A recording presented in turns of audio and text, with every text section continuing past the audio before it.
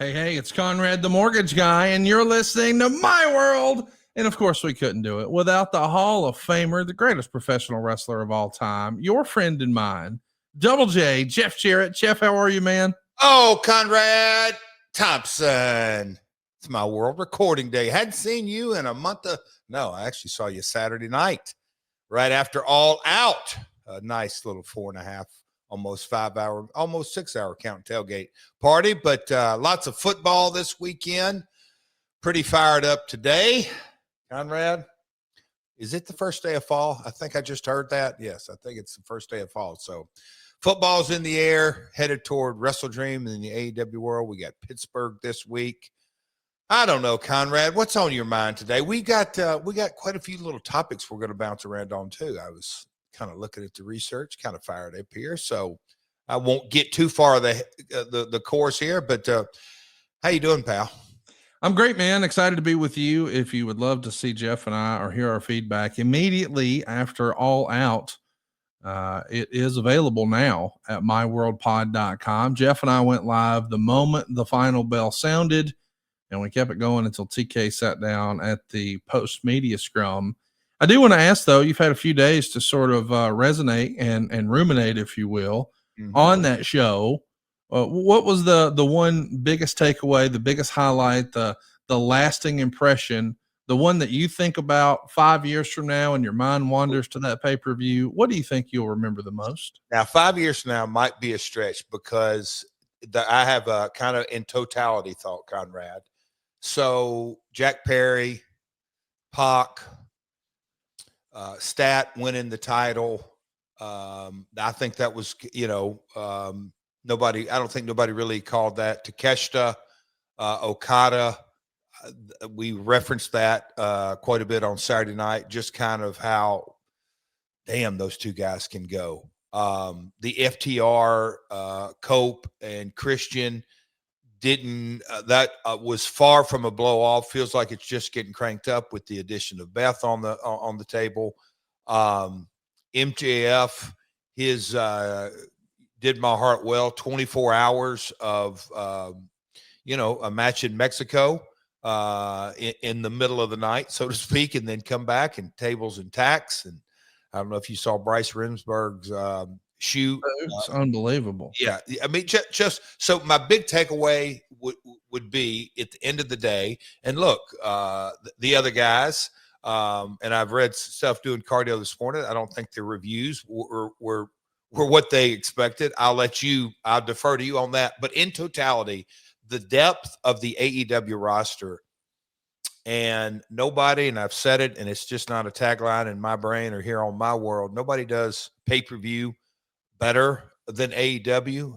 And, Conrad, going in, if you said, hey, this is going to be a 5-hour show, I would have maybe like, ooh, that's a risk. But those people were rocking and rolling for Hangman when he finally delivered the buckshot lariat. So in totality, I just think the quality of talent from top to bottom in AEW is still almost underappreciated.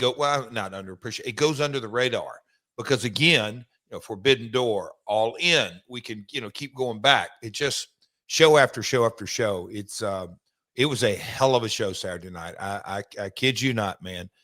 Very, very proud to be a part of this roster. That's what I wanted to get to is I really do feel like the big takeaway, and don't get me wrong, a lot of great wrestling action. I know you were blown away with the Takeshita matchup. And I think the story with FTR and Cope and Christian is really just getting started. Seeing what we saw with Beth Phoenix taking the spike pile driver, that makes me excited for what's to come in the future with that angle. But I think my big takeaway might be Jurassic Express getting back together, because I think that was such a beloved tag team. If you go back to the early days of AEW, man, people absolutely loved Jungle Boy and Luchasaurus. And we certainly had a harder edge, and we got to see a different side, and we learned about Kill Switch and, the scapegoat Jack Perry. But I do feel like, hey, man, we know this worked really, really well before. why not, as Excalibur used to say about a different act, give the fans what they want. They wanted Jurassic Express back. I think it's really cool that they're trying this again. Dutch Mantel, I can't say he's the first one that I ever heard out of, but he would hammer it in my brain. Conrad sitting around doing, man, I wish we would have known each other back then, and me inviting you into some creative meetings. I'm telling you, you'd been a hell of an addition, but maybe that's a whole nother podcast, Conrad in creative. But because you've got a knack for it. But no, sitting in those meetings and you're thinking about, we would have on one board would be the upcoming Impact, and then on another board would be the next three highlights of Impacts, or four. It depends on if there's 4 or 5 weeks in between pay-per-view. And then we had another whiteboard with we always were 6 months out with a couple of main events. But anyway, it had all kinds of pay-per-view notes, like arches and arches and arches. And when we would see sitting back, and a lot of times we would take, I would say, hey, we're not going to quote unquote write TV today. We are going to think about 6 months, and then let's work backwards. And where do we want to try to get to? Like what's there? And if we were positioned enough, you may even go to the big, in our case, it was Bound for Glory, Lockdown, and Dependent. But, you may even go a little bit more than 6 months out. Nonetheless, when you're kind of having those conversations, and we'd be sitting there and thinking, so maybe you got the main event, maybe the semi-main event. And then when you kind of think, how do we make something special? And Dutch would always kind of go back to this line. And every day that goes by and we have these podcasts, I think about it, Conrad, and I go, man, he was so right. And his words were, you can't kill a memory. You just can't kill a memory. And I remember when I was working for the other guys, and I've talked about it in creative and second floor, and we had early AEW on, and the music that they came out to and used. Look, nothing connects more emotionally than music. My buddy, Bobby, Kid Rock always references that, just how it makes you feel. And so that song, and then Jungle Boy, and then throw in Luchasaurus, they were beloved, man. And so I think that kind of can't kill a memory was very apparent Saturday night. What you say, Connie? Totally agree. The whole presentation, those guys together. I mean, it was something, I know that recently there's been conversation about, AEW maybe targeting more families. And a lot of that has been born out of the conversation about how expensive WWE tickets have become, and sort of a messaging from the top of the WWE leadership in 2025 that says, hey, we still think there's room to grow that. So it certainly feels like tickets are going to continue to get more expensive. And we've heard a lot of feedback that says that, hey, maybe they're pricing families out. And specifically, that was referenced by Mark Shapiro, where he says WWE and Vince specifically, he liked to, target families. And that doesn't feel like it is going to be a priority with the new ownership group for TKO. So perhaps it represents an opportunity, using the old Eric Bischoff tagline of, better than, less than, or different than. Perhaps AEW can be different than in their approach to market to families. And I know that they got some criticism about that when people started to leverage that messaging in the last few weeks, saying, oh, well, the content of the show sort of thing. But if we really are going to soften up a character who used to be known as Kill Switch, and now he's going back to Luchasaurus, that lends itself to youth. And even when I sat down with Jim Herd years ago at maybe even the beginning of the pandemic, he hadn't done an interview in forever, but he was very particular about explaining why he wanted Randy Savage, why he went after some of the candy sponsorships, why he tried things like the Candy Man, and why some of the silly ideas about, the hunchbacks came up and all that. He was targeting kids. He felt like WWE had done a better job of cornering the market with younger people. And he saw that as a real opportunity. And I do think that WWE, by and large, has really cornered the market on that. You take a look at JCP and every other territory. Who was the first to do cartoons and to do action figures?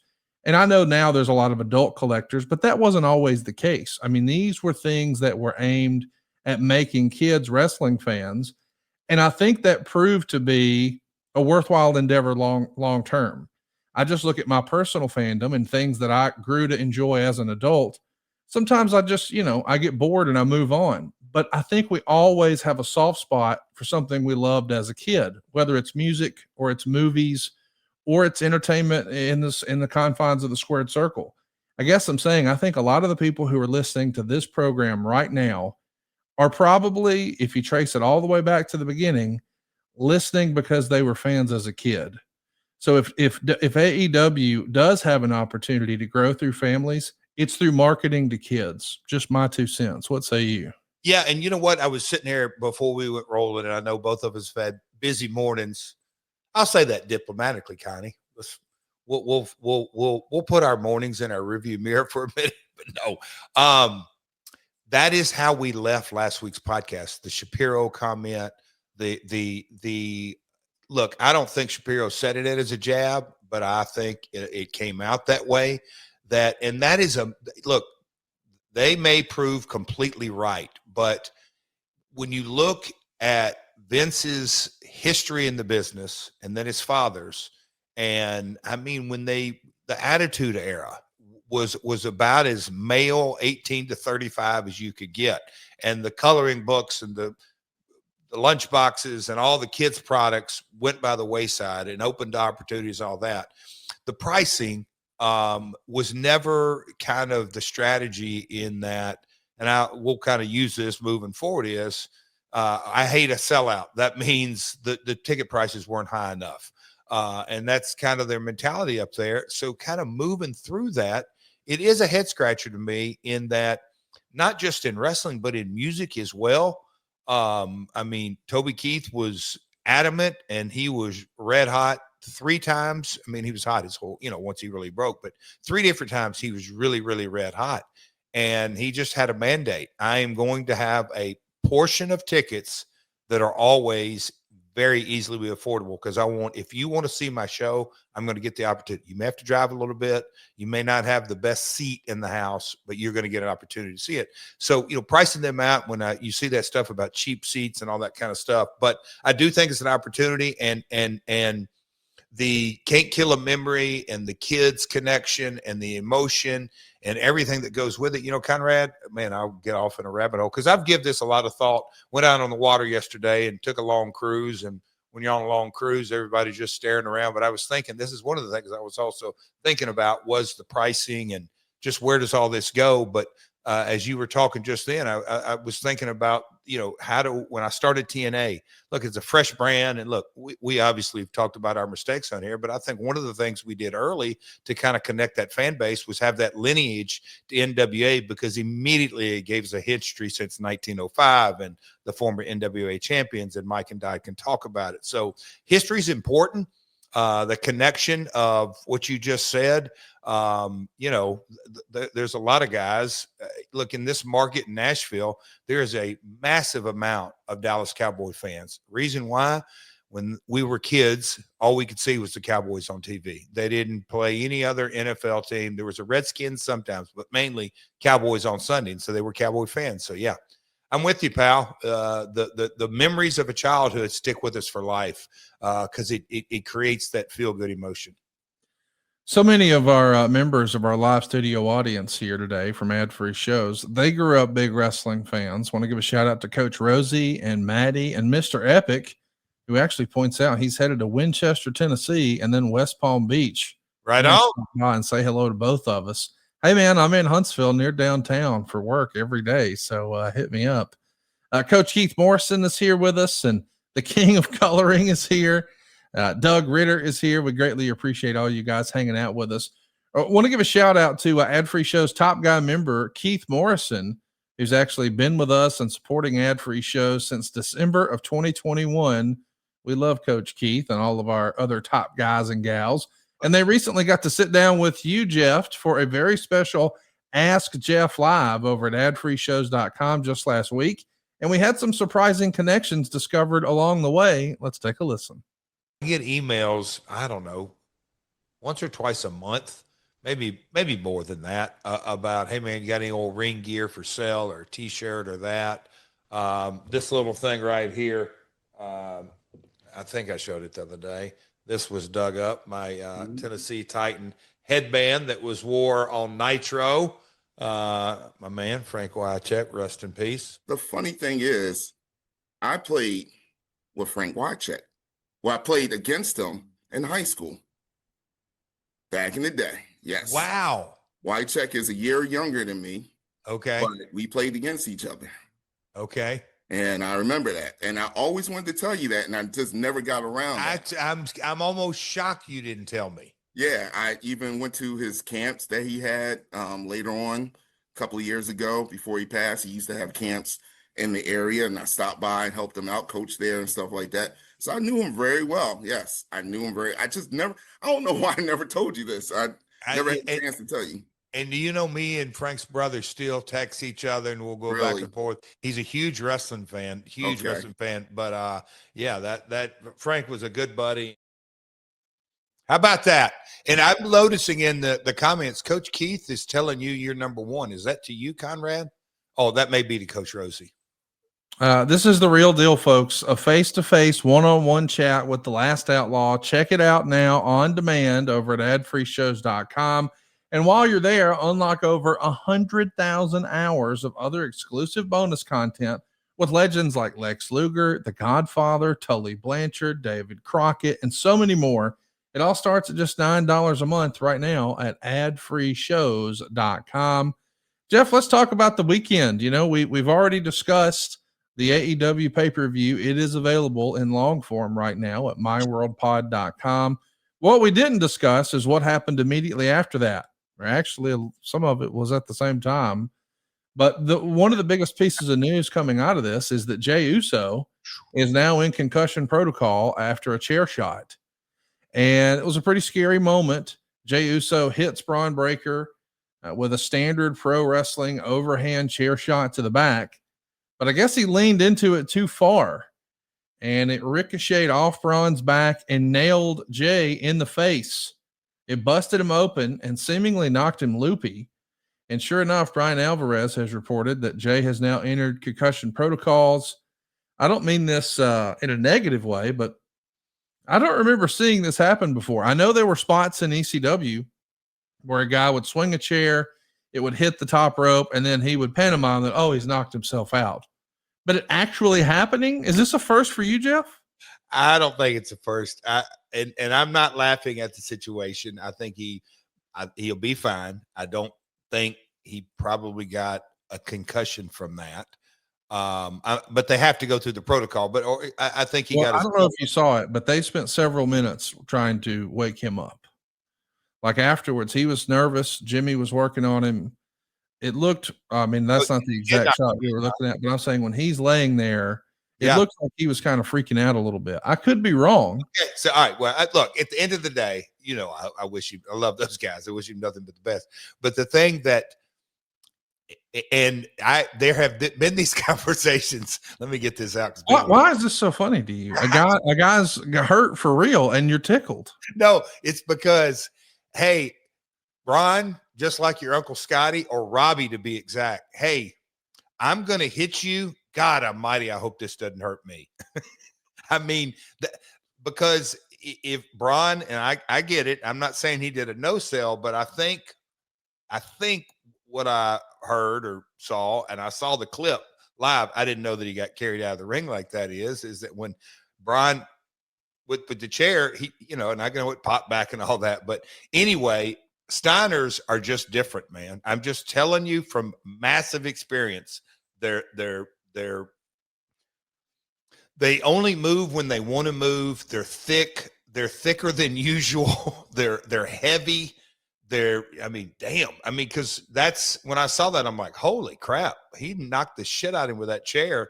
Braun didn't flinch. And I'm not saying that in a negative way. It was what it was, but it rebounded back. And Conrad, I have seen that, you know, a lot of times you do the thing where you hit it off the top rope and it hits you back in the face. I have seen that for real. I've seen it in corners, catch people in the eyes, but how did it hit his forehead? The leg of the chair? That would be my guess. The way he's holding it is that because Brian, immovable object, and the leg jumped up and just gashed him, like ripped him on that corner. That was what, when I saw it, I said, Jesus, the leg got him bad. So listen, I know we're not necessarily trying to point blame. That's not what we're doing here, but we are trying to discuss, hey, what went wrong? Jeff, if Silva can throw that picture back up there, because again, we can't show WWE footage. We'd love to do that and break it down, but they will immediately claim a copyright strike. So we're only able to show you Twitter images here or still images. But should Jey have held his head higher? Was he just in too close? What went wrong here? He did. I don't think this is shit happens literally, because look, you can say, yeah, Jey, obviously, but hindsight's 2020. It's perfect vision. In a perfect world, maybe Braun goes immediately down on the chair shot and goes face forward, and it doesn't have really a chance to bop back up. But if Jey's hitting Braun and hauling off, you damn sure don't want to put your face down in there, because Braun didn't. And I'm not saying he didn't no sell it. He could have arched it back and sold it like that. But I like to say, hey, man, one guy zigged and the other zagged, and it didn't quite work out. This ain't ballet, folks. I don't think it's any fault. I truly believe that. I don't think it's Braun's fault. I don't believe it's Jey's fault. It's the risk we take every time we walk through the curtain. Something bad happen. That's the reality of it. We think, oh, that's awful. Conrad, can you imagine if that leg would have been about 2 inches lower and gone in his eye? Oh, man. I'm telling you. I mean, it's just the risk. It is. That's why, when folks come around Hollywood, specifically the stunt, the stunt guys that have been in Hollywood for so long, they really are. They are. It's almost as if we're bullshitting them, because they don't. Back in the day, they're like, what? I mean, little story when me and Lawler did Life with Mikey up in Toronto. Now what was that? Early 90s. They had stunt men and stunt doubles for Michael J. Fox and this and that. And me and Lawler just kind of saying, all right, slam and this and that, and you got to do it all this. And the guy was like, okay, now let me get the pads in there. And me and Lawler just kind of look at each other like, what are you talking about? And he goes, well, you want to get slammed? I'm like, no, I don't think you're going to really want to do that, because they were wanting, as a real movie take, me come up and I'm, me and Lawler doing a slam. And so we're going to take that shot, but actually get slammed on a pad. And then the next take would be move the pad and you're down selling, like not all one shot. It's just a different world. So that's just a little small example. So I hate that for Jey, though. And I certainly don't hate, I certainly hate the concussion part of it. If it's as serious as you just said, that is no good. And I know they got great doctors. He won't step back in the ring till he's completely cleared. Can you tell, I know you worked there not too terribly long ago. Can you give in any context to what concussion protocol means for WWE in the modern era? I'm not a doctor, obviously, but he is healed up. I mean, stitched up and all that kind of stuff. And then they'll do the concussion test. And then he's home. Describe that to us. What is the concussion test? Oh, I mean, there's all kinds of follow the pin, breathing, ask you all kind of questions about symptoms. They may ask you to count to 10 up, count to 10 backwards, start at 100 and count backwards, start at 100, count, all those kind of memory tests. Make sure your eyes follow the pin, tilt your head back, stand on one foot, stand on another foot, raise all kind of dexterity, all those kind of things. And then you got to do that. And then you got to pass again. They'll go run him through the ringer. My gut tells me to get a final clearance, he'll be in Orlando and doing everything at AEW, man. And look, I'm not comparing one to the other, but AEW, the Khan family owns not one, but two professional sports organizations. So, the NFL protocol and Premier League and all that. So, in WWE, look, all the different relationships, it's totally changed, in my opinion, even over the last 10 years, let alone 25 or 30. To be clear, though, it almost sounds like it's a version of a sobriety test, like a field sobriety test that a police force may use. It's not necessarily we're hooking you up to machines, right? No. And Okay. look, I mean, no. I was always the best explanation I got for a concussion is that your brain is obviously inside your skull and you got that fluid around it. Yep. And you can measure it 1 to 10 and a fully normal, not swelling, nothing going on. You're at a 0. And the more banging on your head, that number increases to a 3, to a 4, to a 5, to a 6. If you're at a 10, you're about at the brain bleed. I mean, it's brutal. It's very dangerous because you have no room. Again, I'm not a doctor. I just know you the swelling is the big thing. And some guys, and that's where people say, "Oh man, he's a fast healer." Really, what I think most people say are, "Oh, he deals with inflammation very well." And I'm not just talking about a ankle or a knee, like your innards. No, the insides of your bodies and your organs get rid of waste, and the inflammation goes down, and that's everything for health. Everything. Just so we're clear, is that why DDP is such a big advocate, perhaps, for cryogenic therapy or hyperbaric chambers or all that sort of thing, or is that something else? No, I mean, every study out, during the pandemic, that cold plunge really came on strong in a lot of ways. I go way back. We've had him on here one time, Dr. Tim. I just think he's hugely responsible for my physical health and emotional, and chemical, and the foods and all that kind of stuff. But, long time ago, he was like, "Hey man, don't make Advil your friend because it's hard on your kidneys, hard on your liver, but it also works for the moment, but it masks everything. And at the end of the day, it boosts your body in dealing with inflammation, but you want your own body because your body is trying to tell you something. Hey, I've got to be inflamed because I'm trying to protect you." And so I think more than anything, that my natural attack of anti-inflammatories through the years has really paid huge dividends to me. But back to your DDP and other guys like that, it's everything, man. Massages, hydration, because you don't get hydrated. Man, Conrad, we'll get in a rabbit hole. But if you're not hydrated, your body holds on to wastewater. That ain't good either. But if you're fully functioning and completely hydrated, you're giving your body the opportunity to flush. Let's talk about Jey specifically here. There was a segment of the WWE Unreal program that we saw on Netflix where they were pretty out front about there being potential hesitations with moving with Jey moving forward. They were questioning whether or not he could handle the spotlight, whether he could stay in shape, whether he could deliver. And a lot of people felt like, hey, the pairing with his brother now going quote unquote back to a tag team felt like a step backwards. Now he's got this injury. It's a very public situation. And I'm curious. I know that Vince isn't there anymore, and that was the last time you were with WWE, as Vince was certainly in the big seat. Would Vince have lost faith in Jey Uso at this point? Would this be viewed as a black mark on his record? We've heard things like, "Oh, so and so is injury prone."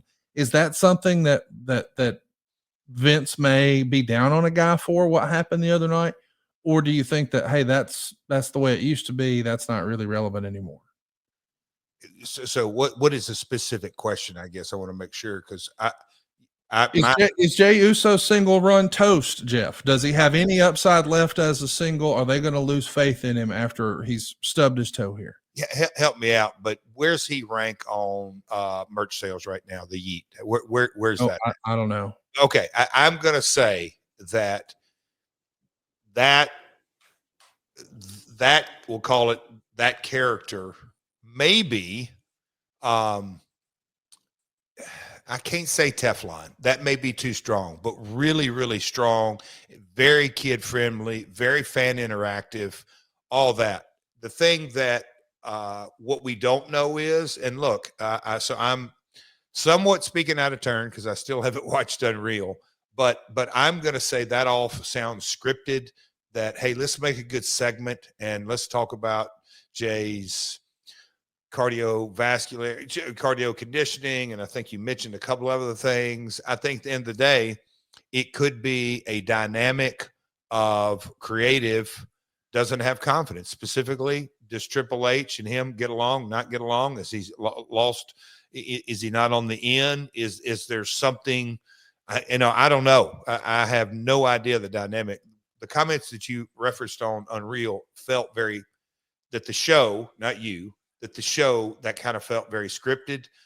They also it was not scripted. How do you know? I can't tell you on the air, but you can probably guess. It was not scripted. Okay. Nothing in the show was scripted. Well, look, I'm not saying it doesn't come down to the edit. I know that's where you're going. No. I'm just saying overarching, the whole show's scripted. It is what it is. No doubt. Nothing goes out without all heads that are running the show, and it shouldn't go out. But that's not the same as scripted. Controlling an edit is not the same as scripted. Well, let me ask you this: if right now, let me think, Shawn Michaels. Let me just any wrestler, whoever it may be. I'm just Ric Flair, your father-in-law. If all of a sudden you said, "Hey, meet me at the Von Braun Civic Center Elephant Door in an hour," and you told Rick the same thing, and we got there, and all of a sudden there's an arena full, and you said, "Go out there and give me a 20-minute match," and we did. And we said, "Hey, who do you want over?" And you said, "Of course, the Nature Boy." Okay, we went out there and did a 20-minute match, and he went over. Is that a scripted match? No, the finish was predetermined, but it wasn't scripted. But what we did was not a shoot. We worked the entire match. Yeah, but it wasn't scripted. There wasn't like, "Oh, I did this." So I'm not saying Jey Uso's word for word on Unreal was scripted. It was, let's throw out some stuff that give calls to stop his push, that maybe we may or may not go with him. Just kind of throw some things out there, and organically, what would you knock him? Hey, he hates him. His diet's not good. No, you say, "Oh, he may not be resonating. He may be injury prone."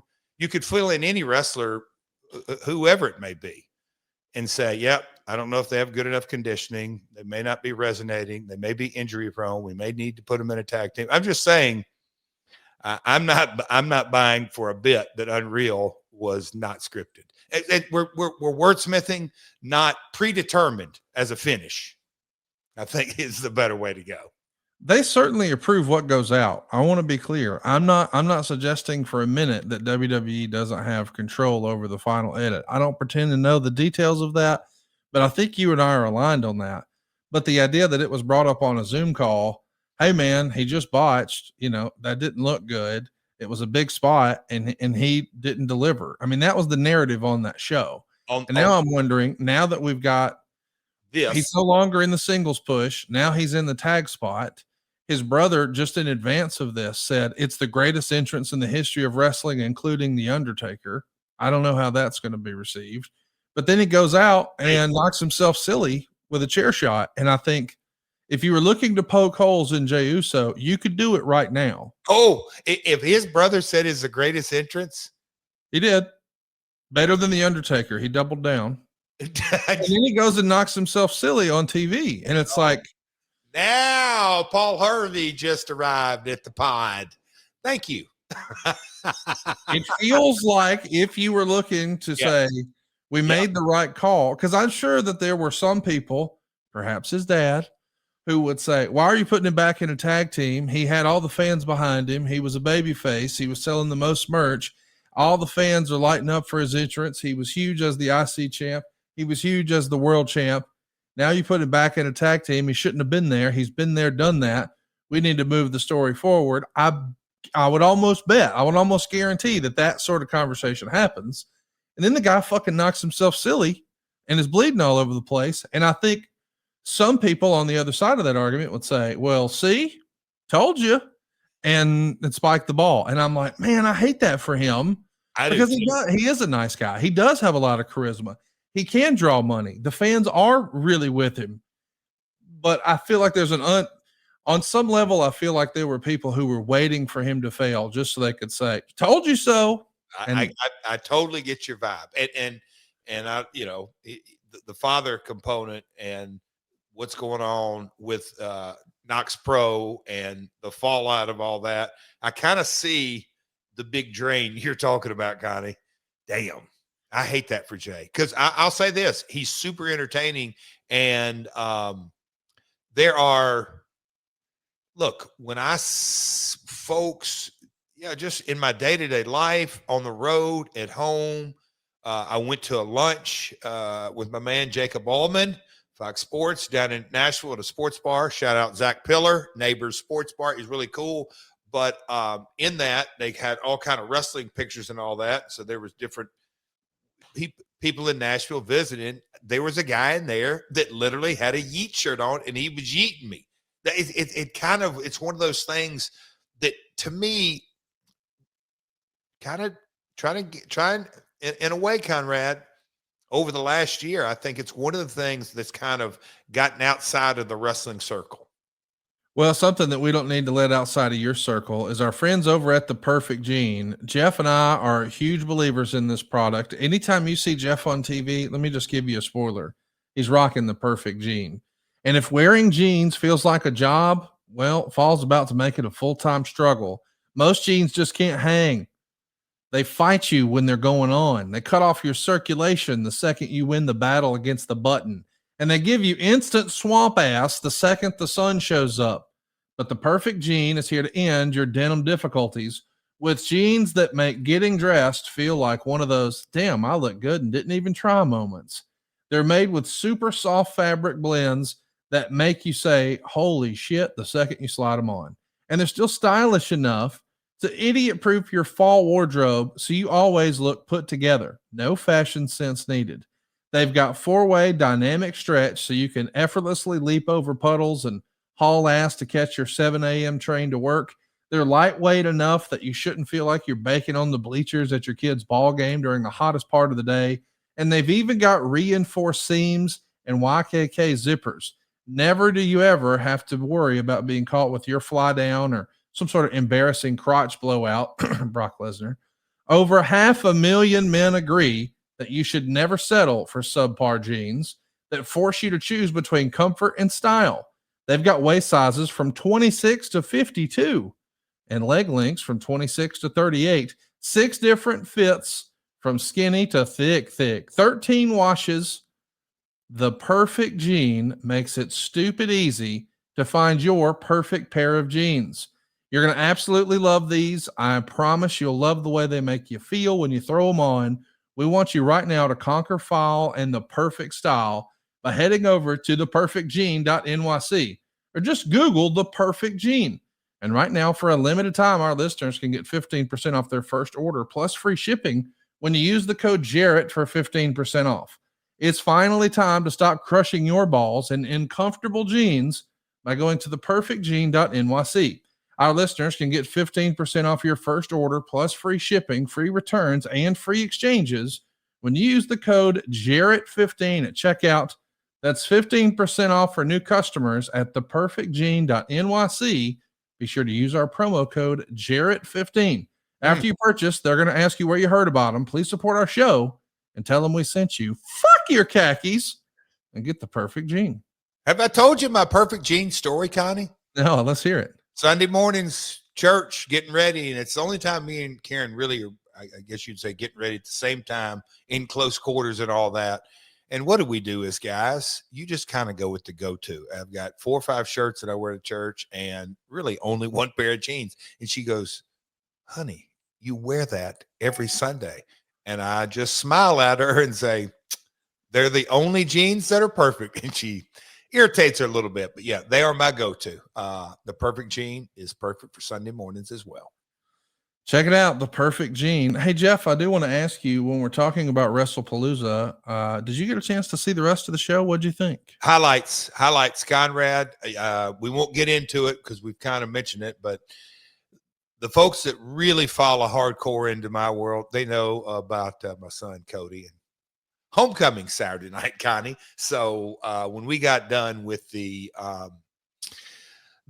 all out post show that we did, I was all knee deep into Cody and homecoming and his jacket and his date and all that. But I followed it along on highlights. What do you got, bud? Because I did quite a bit. I was all over social media Saturday night, ins and outs, because we were in cars and back and forth and all that kind of stuff. So what why do you ask, sir? Well, because ESPN, who obviously carried the show on ESPN Unlimited, which I was able to sign up for. My experience this past weekend was, hey, I have the ESPN app and I have Hulu, but I didn't have Disney Plus. And when I tried to click on the match, it directed me to a bundle. So I used a QR code and it pitched me a bundle.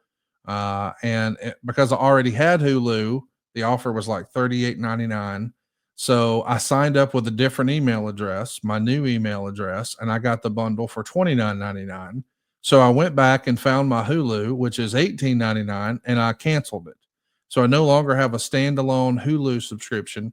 I've got the new bundle with Disney Plus, ESPN Unlimited, and Hulu, and it was $29.99 a month. So I signed up, and I guess my net effect, because I was already paying for Hulu, is like $12 a month. So I was like, hey, this isn't too bad. Let's do it. I thought the video and the production looked fantastic, but the opening match, because they started strong, they started with Brock Lesnar and John Cena, I don't think went the way you expected. I think when we spoke last week, and I don't remember if it was on air or off air, you thought, hey, they're gonna put John Cena over. That was not the case. What would you have done if you had the opportunity to book that match? Well, I look again, and this is where I really, you talked about doubling down early. I always double down when you talk about creative on this one statement. And I believe it because I've lived every side of it since before I had my first match. I was in the peripheral of it. Creative is subjective. And when you're not completely aware of the entire deck you're playing with, and the entire deck is not only your roster, but your big shows and commitments and maybe injuries. And then it gets into personal lives and agenda and contracted dates. And now you've got in rights fees and host fees and all this kind of stuff. It really never even crossed my mind. And that's why it's subjective that, oh, you know what? We've got Brock Cena and we've got to figure out, and Cena might have told a birdie, I really want Brock as my last match. If there's one guy that I've really faced through the years that I think will be a big money match and people are going to call without question that I'm going to win my last match, whatever the drama, and that's why you can get intricately in it. I just assume that they turned Cena babyface and he's going to finish out this year. I'm still under the impression that his all intents purposes, he really is retiring in December. Maybe he's not. Maybe he's just not. And this has been a storyline for a year and they'll extend it. I mean, Terry Funk, among many others, had all kinds of retirement matches and kept going. But I don't know. But that being said, I just thought Cena was going to go over. I also thought when I heard the news that they're starting the show, obviously direct opposite of, or approximately going to be directly opposed to the all-out main event, that, okay, Cena, Brock are going to come through, and then there it is. You got Cena over, and we go on with the show, and they're going to leave with the cliffhanger with Punk and Seth and all that, or whatever it may be. But putting Brock over super strong, the return match is on the way. When's it going to happen, Conrad? Well, I mean, you got to think, like you said, it might be the last match, which, we'll see if he can win him, or get that win in his last match. I don't know if that's what I would do, but it will be interesting. I say I'm not sure if that's what I would do because, well, let's be honest. Brock Lesnar is not exactly a spring chicken. Now, don't get me wrong. He looked unbeatable. He looked like the beast incarnate or whatever you want to call it. And I love that they put him and Heyman back together. Heyman clearly undefeated as a master politician in all-time wrestling. But, like we already did this with the Undertaker streak. Like, how much more equity do we need in Brock Lesnar when we know he's on the downhill? It feels like to me, you might use that for a younger up-and-comer. Am I wrong on that? Well, it's why it's subjective. I mean, it really, I could, if I was your defense attorney, there's no doubt, or prosecuting attorney, there's no doubt I could give arguments both ways. What we really don't know is Brock's term and dates, and maybe an ESPN request, and where does ESPN executives, they may say, hey man, we really want Brock on this, and this. And so then creatively, you've got to pivot and kind of make these decisions. I hear what you're saying. But in this day and age, I think more so now than ever. And look, 35 years ago, Conrad, the old man or Lawler, hey man, great TV on Saturday morning. Yep. After next week, we're going to have to step up to the plate again because you're only as good as your last TV. So let's see what happens moving forward. I mean, even the next few Raws and SmackDowns, where they're going with it. But I hear you loud and clear. I'm going to go back to, this is a Cena story. What's it going to make? Cena did the massive job, but the massive sell job to prepare for what? And I think that's what all the questions that me and you, Conrad, and many, many others just don't know. Let's see how it develops. But nobody called that. And what I thought was, this morning at the gym, my buddy goes, hey man, did you see on College Game Day that before they're even doing the game picks, they did wrestling picks? And he said to me, he said, damn, if that ain't mainstream, nothing is. Yeah, listen, it was a home run opportunity from a marketing perspective. But I will say, I think some of the diehard WWE fans, respectfully, they were, to say the least, nonplussed. Yeah. And chief amongst them was Andreas Hale, friend of the show, who I met years ago through Sporting News. I mean, probably back in like 2017. Good writer. Good writer. And a great dude. I mean, just I know he's taking some heat right now, but I'm getting to why he's taking some heat. He works for ESPN, and it is his job to cover wrestling. And he gave the show, the debut on ESPN, a C. Ooh. And so I'm wondering politically how that is going to be received by the people who are flying on that jet to Monday Night Raw as we speak right now. And as you know, it is a topic of conversation. Did you see this shit? Our own partner, blah, blah, blah. That's but why he's an objective journalist. What do you make about a guy like, I know this is a different time and place. It's not the same thing, but imagine if for whatever reason, Spike had a columnist and they were trying to promote things on their website or what have you, and keep people engaged. And that guy gave a TNA debut a C. How would Dixie have received that information, do you think? So, are you kidding me? Because that is like, we all have kind of sore spots. And Conrad, you have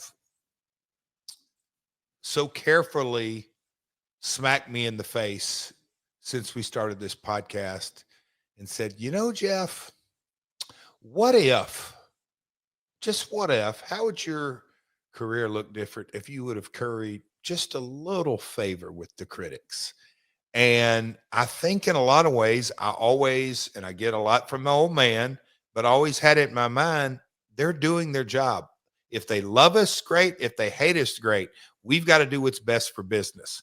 And then you kind of hear the kind of, Dixie, because she comes from the PR world, she would have flipped. She would have gone absolutely ballistic the first second she read it. But that's the world. So I don't make too much of it. I think one of the things that's interesting, and Conrad, help me out here.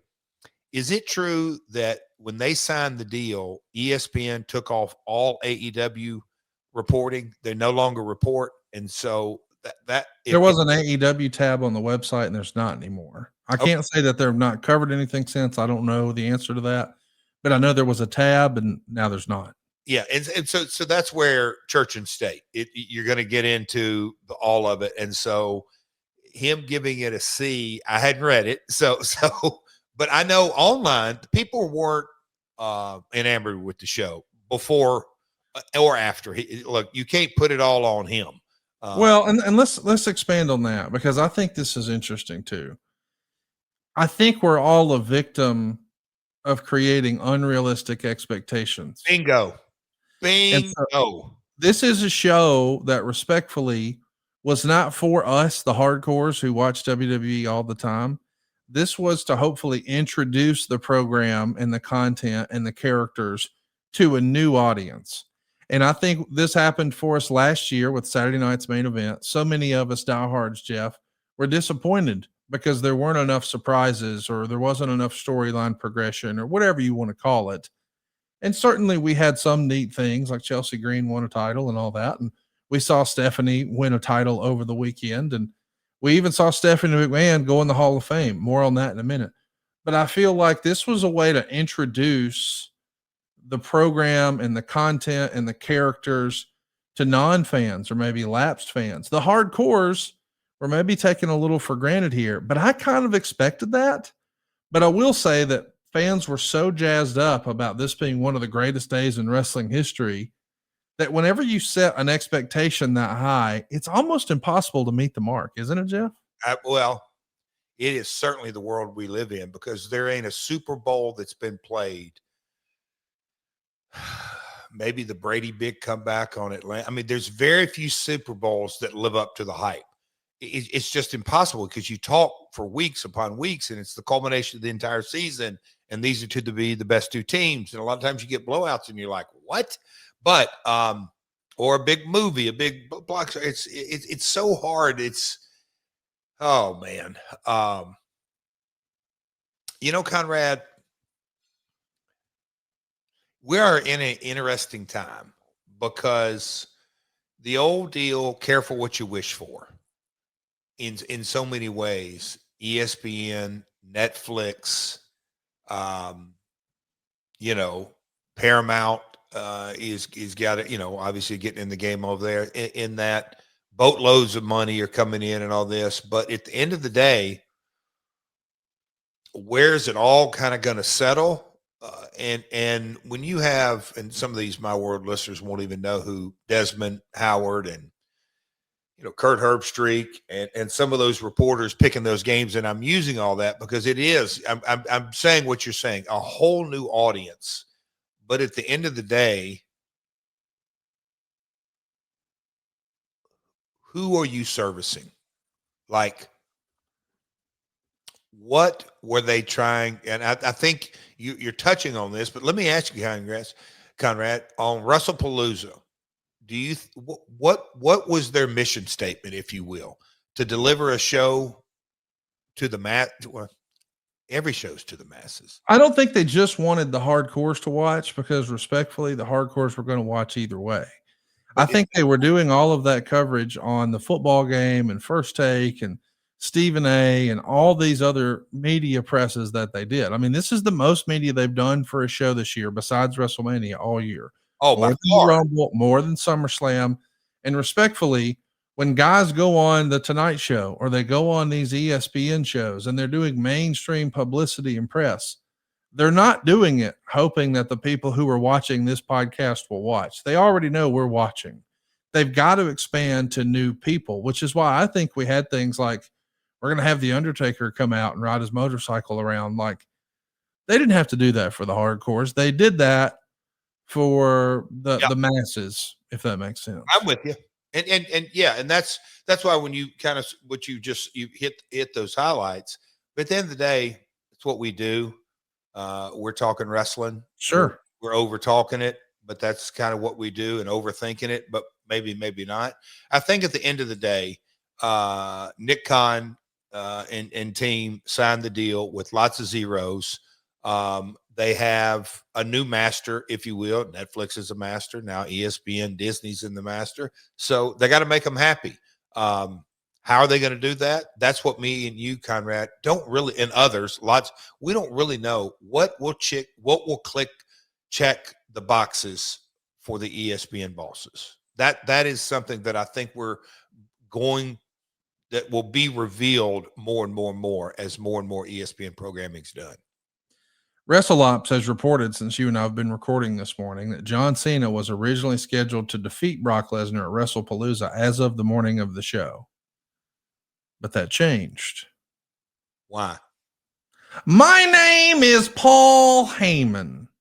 I mean, have you ever met a guy who's more successful at selling his case and pleading his case than Paul Heyman? I mean, I don't know this to be true, but I'd be willing to bet it was Paul Heyman who got the year of Vince McMahon and got that finish changed at WrestleMania 30. I could be wrong, but I mean, time and time again. And by the way, I'm not saying this to be critical of Paul. He's the GOAT manager. He's one of my favorite, if not the favorite wrestling mind that I've ever come across. I just love seeing the way that guy thinks and learning from him. And if it winds up being the story you laid out, I think fans will get behind it. But I don't know why else they would have changed it if it wasn't Paul Heyman. It's hard for me to imagine that Brock Lesnar's in there negotiating. Oh no, but that's when my client, his client ain't gonna do. Brock doesn't need their money. Don't need not a one of them. Does he need to please? The only thing Brock. Well, neither does John Cena either. Respectfully, I'm with you. I'm with you. Therein lies. I just ask myself, who cares more about wins and losses? And respectfully, I don't think the answer is John Cena. No. Hey, we'll touch one more touch point from that show, and then I want to move on. We got a lot more to talk about.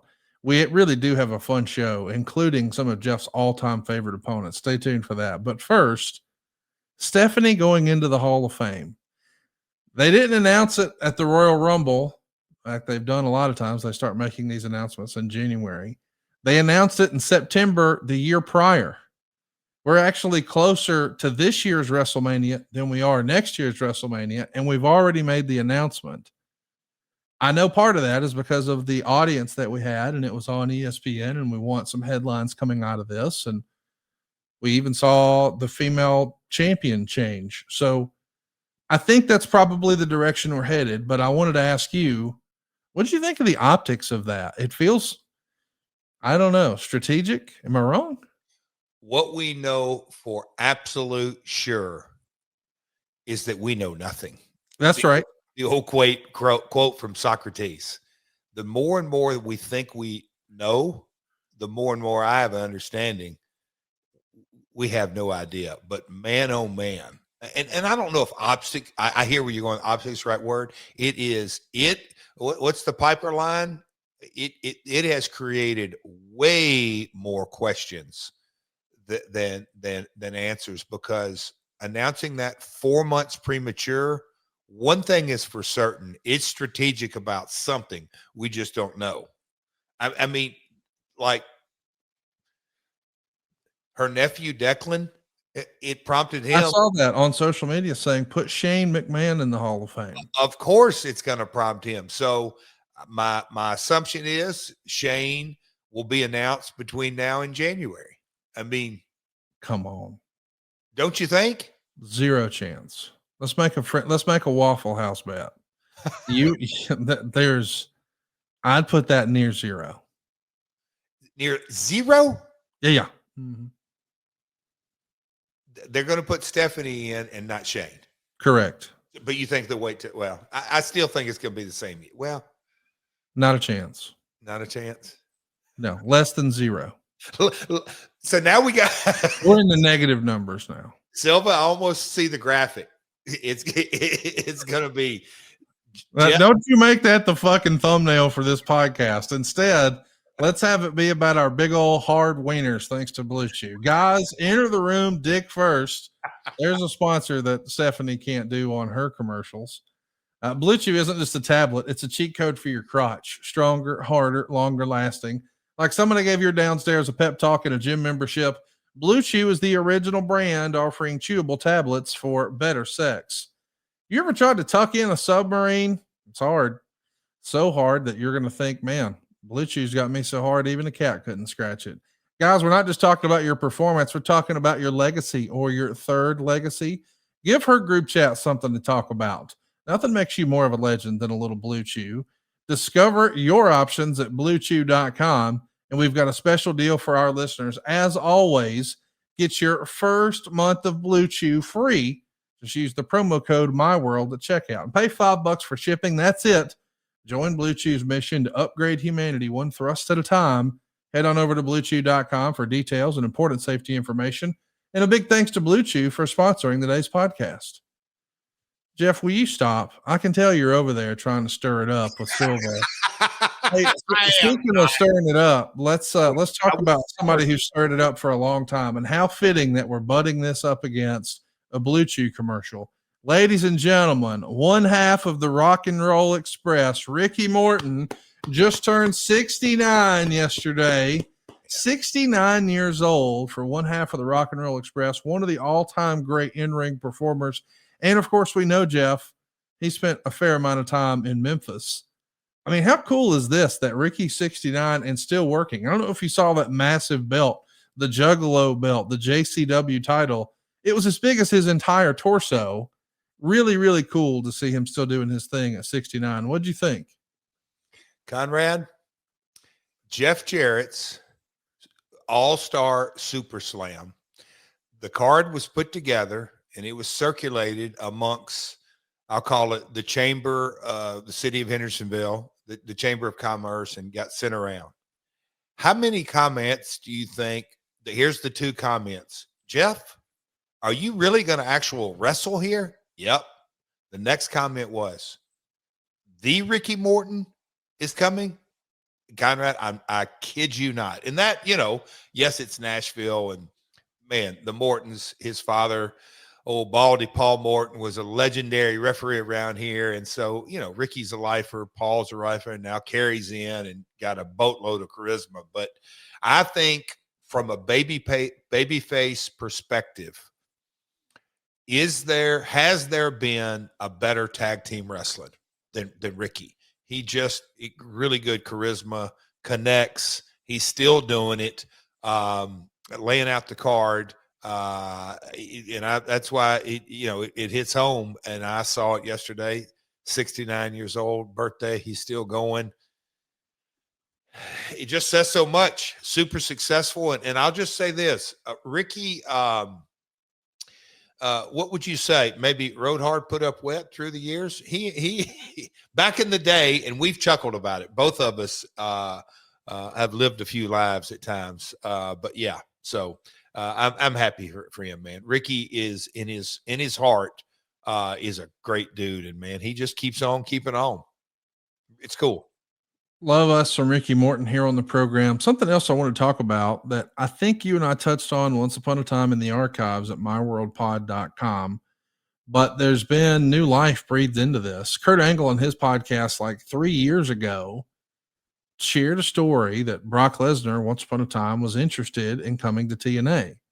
And then last week, Scott D'Amore over at Uncrowned actually wrote an article about this where they discussed it. Here's exactly what Kurt said on his podcast. Brock called me and he's not in the WWE. He said, listen, man, can you get me in TNA? I probably shouldn't even be saying this stuff, but you know what? Brock doesn't care. He said, hey, what are you making? And I told him what I was making. And he said, if you can get me that, I'll come. I approached TNA and they said, no, we're not going to give him that kind of money.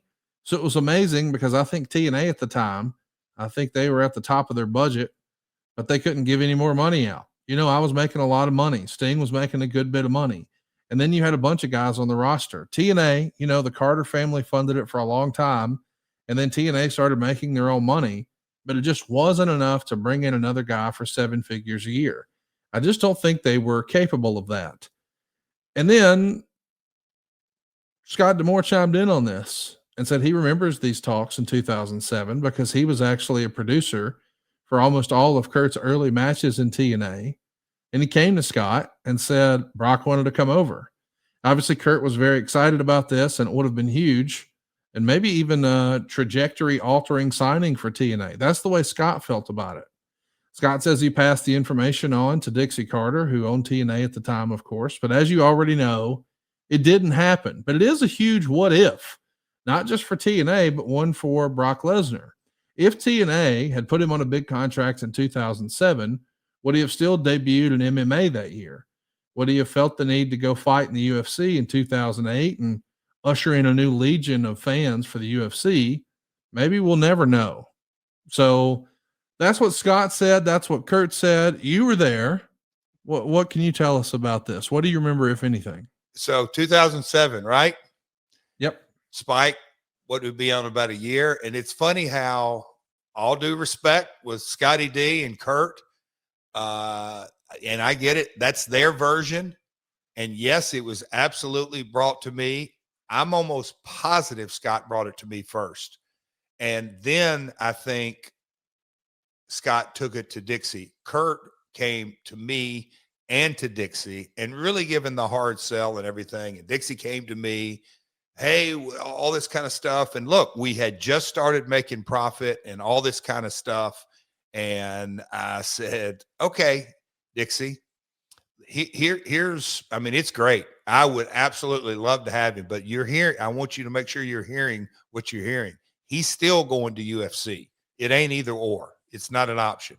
So well, let me give you some context on that. He did debut in MMA in June of 2007. Now, that was for K1. So at any point when you guys are having this discussion, he's already decided that he's going to try this and he's got a contract with K1. I don't think yet at this point, and again, I don't know when the timeline was officially happening here, but it is 2008 when he debuts for UFC.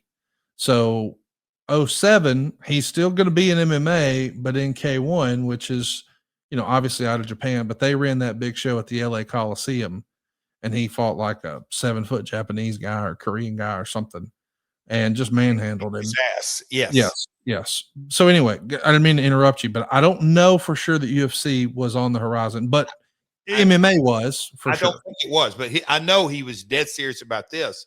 And Yes. Kurt giving me, this is what Kurt, he won't tell. And so, look, we had just started making money. And I said, Dixie, you don't have, look, this is very simple to me. Hell, you don't have to ask me once. I'd love to have Brock Lesnar.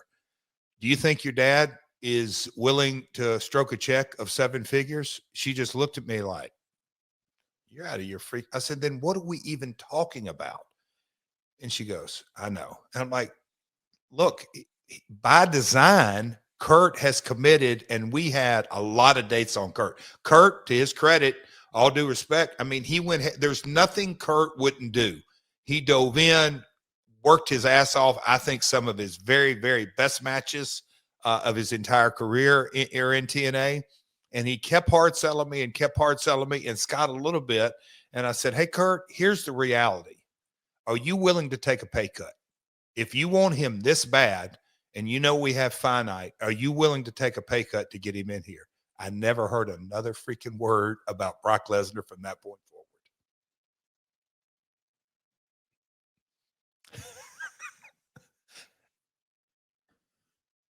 Where are we going to get the money? What are you grinning about? I'm just wondering if your phone's going to light up later when this goes viral. It's the truth. Where are we going to? Bob Carter, not only no, we just started making money. Hell no. Was there a time when you think you could, like, if things were, I guess what I'm asking is, were the two biggest, well, let me back up. Was Spike yet helping offset some of Sting's? No. Okay. No. That hadn't happened yet. Nope. No. So I mean, we'd have to really look at the months, but the 1 hour on Saturday night, Conrad, was, hey man, just prove yourself. Let's just see. Let's see if you can do the deliverables. That's a big part of getting a network to endorse you is, hey, they're going to pay you. You got to deliver. What kind of number you're going to get, all that. So that's Saturday night off Prime. And that's why I just think people don't really understand. Look, it was a different time and a different place. AEW came on the air in prime time. It was a different landscape. You go back and look at Raw in the early days. They came on with a 1 hour show, Monday Night Raw, and they started kicking ass kind of from day one. Same with Nitro, but they had 30 years of NWA. We were a startup product, and they gave us a shot, thank God, but the timing of everything, we've talked about it ad nauseum, but that 1 hour on Saturday delivered, and immediately when they started seeing, I'm not saying show one, but, oh man, these guys can deliver. We went to Thursday nights, still not in prime. Kevin K, and I totally respect it. All right, let's see if they can prove themselves. When we went into prime time, that's when, I'm not saying we took a big exhale, but the conversations between me and Dallas and and me and Dixie, it completely changed, because I said, hey, we're on the way now. We're going to start creating that revenue, to 1 hour to 2 hours, but it depends on the timeline here. I don't even think we were at 2 hours. So anyway, I don't know where you're going with that, but we as a company from 02, as you know, to 06, it was a straight up investment. I was just really wondering, if Sting wasn't there, I know eventually we're going to get Hogan and Flair, and we'll certainly spend more money, but some of that will be respectfully underwritten by Spike. At this point, though, you guys are shouldering the payload, we'll call it, for both Sting and Kurt Angle. But I just want to add this respectfully. Brock is not at that point the draw he is today. Not even close. And I think you would argue that his allure and draw and all of that, the volume on that really turned up with his success in the UFC. The explosion of the UFC success was in large part on the back of Brock Lesnar. Now that irritates MMA diehards when you say it out loud, but those are facts. Bingo. And when he comes back to WWE after he's got the UFC tenure under his belt, now he's a real draw. But if you take a look at just the actual gate receipts from when Brock was on top in WWE the first time, I'm not going to say it was terrible, but it wasn't what I would call overwhelming. And he becomes a top guy once he's got the UFC crossover appeal. And I'm not, because I wasn't there, but I'd heard Brock snapped, and I get it. Hey, this business, this grind ain't for me. We knew it was a per date deal. Like you said, kind of the drawing all this. We would have loved to have him. Kevin K would have loved to have him, but we were still such a new and fresh product and everything that went with it, in that, man, yeah, hell yeah, he'd be a hell of an addition. But this takes me back to the conversation, Conrad, the family. We were at the Rudder, which is a restaurant on the lake. I had to take the call. I went up in the parking lot because there was, lots of people in the restaurant and all that kind of stuff. Walked way up the parking lot talking to Bob Carter. And I'll never forget the words. Jeff, what do you think? I said, Bob, Kurt, there's nothing he can't do. He can talk. He can work. He can be a good guy. I didn't use healer, but he can be a bad guy. He can walk into business meetings, and we can prep him, and he is going to become the face of the company. And so I knew the kind of conversation that had. And so in my mind, all right, Dixie, do you think? And she's just like, hell no, we're just starting to make money. And I'm like, and in my mind, it's a per date deal, probably much more than Sting's per date deal at the time. It just wasn't going to make sense mathematical. But look, I mean, I remember the pitches, and I'm like, hey, if you're so enamored with it, oh no, not that much. Well, something that you will be enamored with is our friends at Magic Spoon. Jeff and I have been bragging about this for a long time. Every serving of Magic Spoon high protein cereal has 13 grams of protein, 0 grams of sugar, and only 4 grams of net carbs. They come in nostalgic flavors like fruity, cocoa, and frosted. If that sounds familiar, yes, it tastes just like those that you ate growing up, but without all the sugar, and instead with a ton of protein. Now, my go-to is Magic Spoon's high protein treats. They're crispy, they're crunchy, they're airy. It's an easy way to get 12 grams of protein on the go. Now, they come in great flavors like marshmallow. You remember the ones your mom used to make as a kid. She'd probably put it in like a glass tray and then cut it up into squares. I don't know if I can legally say what it's called, but come on now, you know what we're talking about. I actually love the double chocolate version. It's my go-to. These are both great on the go in your pre or post workout. They're even cool as a midnight snack. What are you waiting for? Go get $5 off your next order at magicspoon.com/myworld, or look for Magic Spoon on Amazon or in your nearest grocery store. That's magicspoon.com/myworld for $5 off. So, Jeff, I'm pretty excited about talking about our next topic. What you This got? is something that you and I have talked about before, but we never made a list. And today we're going to do your top 5 greatest all-time in-ring opponents for Jeff Jarrett. Oh, This is going to be fun because you've wrestled literally everyone from Shark Boy to Ric Flair and everyone in between. And we're going to name your top 5 greatest opponents in the ring. And I can't wait to run through that. Number 5, we'll get started right there at number 5 is AJ Styles. Jeff, how does AJ Styles come in at number 5 on your list? when I got the message that, okay, come up with your top 5 goats, your in-ring goats. And I'm thinking, man, there was so much like, where do I start? Is this all time? Am I going back to the 40s, 50s, and 60s? You know, like because of all the data, and I'm kind of a history junkie in wrestling, and but also, you know, all promotions, and I think there's legends in Mexico and Japan. So we collectively figured out, all right, it's just the folks for this list are the people that have actually been in the ring, had matches. And then I thought, all right, you know, some one-offs. Like, do I include those guys? You know, I think I wrestled old Mr. Nick Bockwinkel more than once, but really only one kind of marquee match. And I mean, he was fantastic. And then the one that really jumps off the page that I just want to clarify, that don't have expectations they're going to be in my top 5. And it's one of my all-time favorites, and that goes Bryan Danielson. But I really only had 2 matches, maybe a 6-man, but I had that one single. So I just don't think, okay, I hadn't been in the ring. And Bryan, I think his storytelling in the modern era, he has very, if any, peers. So the 5 that I picked are the folks that I've had multiple matches with. And when I really think about AJ Styles, it's impossible not to put him in my top 5. And the reason I say that is, yeah, I got AJ as a young Allen. I mean, straight out of landscaping, if you will, and making the drive up to Nashville and doing the Asylum, and then, you know, several marquee matches, this one for the world title, and Tito, the special guest referee. But he was one of the guys that as we evolved as a feud and a rivalry, you know, at the beginning, I essentially called everything, so to speak. But as time went on, I did. That's a shot from the United Kingdom. I wrestled him all over the world. We wrestled each other in South Korea.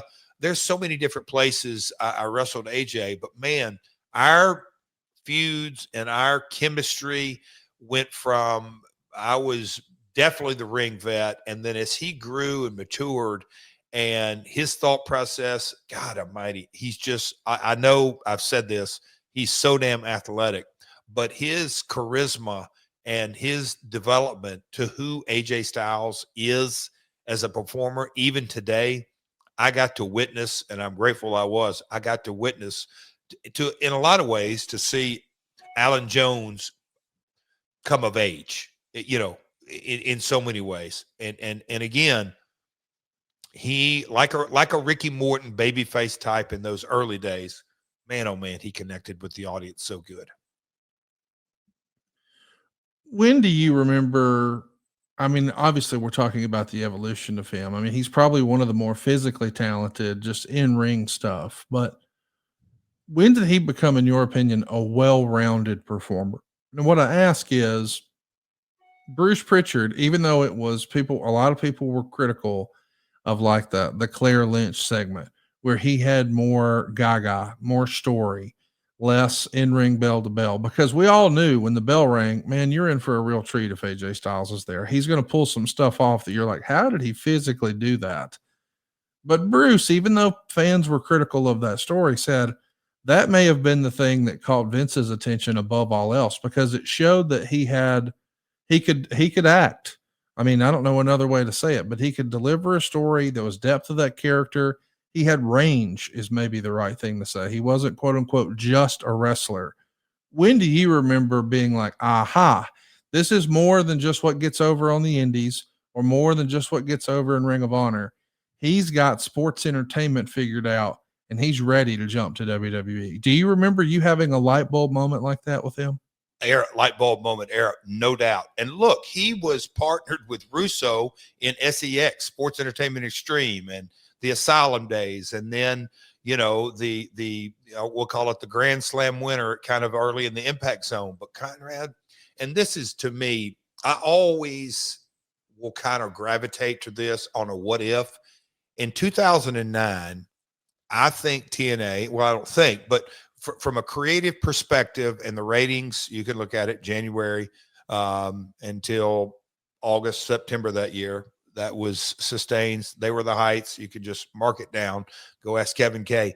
But rolling through that, the story that was told was organic, very realistic base, because it was the main event mafia. 5 guys that were not, you can say however you want. They were all former world champions, but they had all built their name.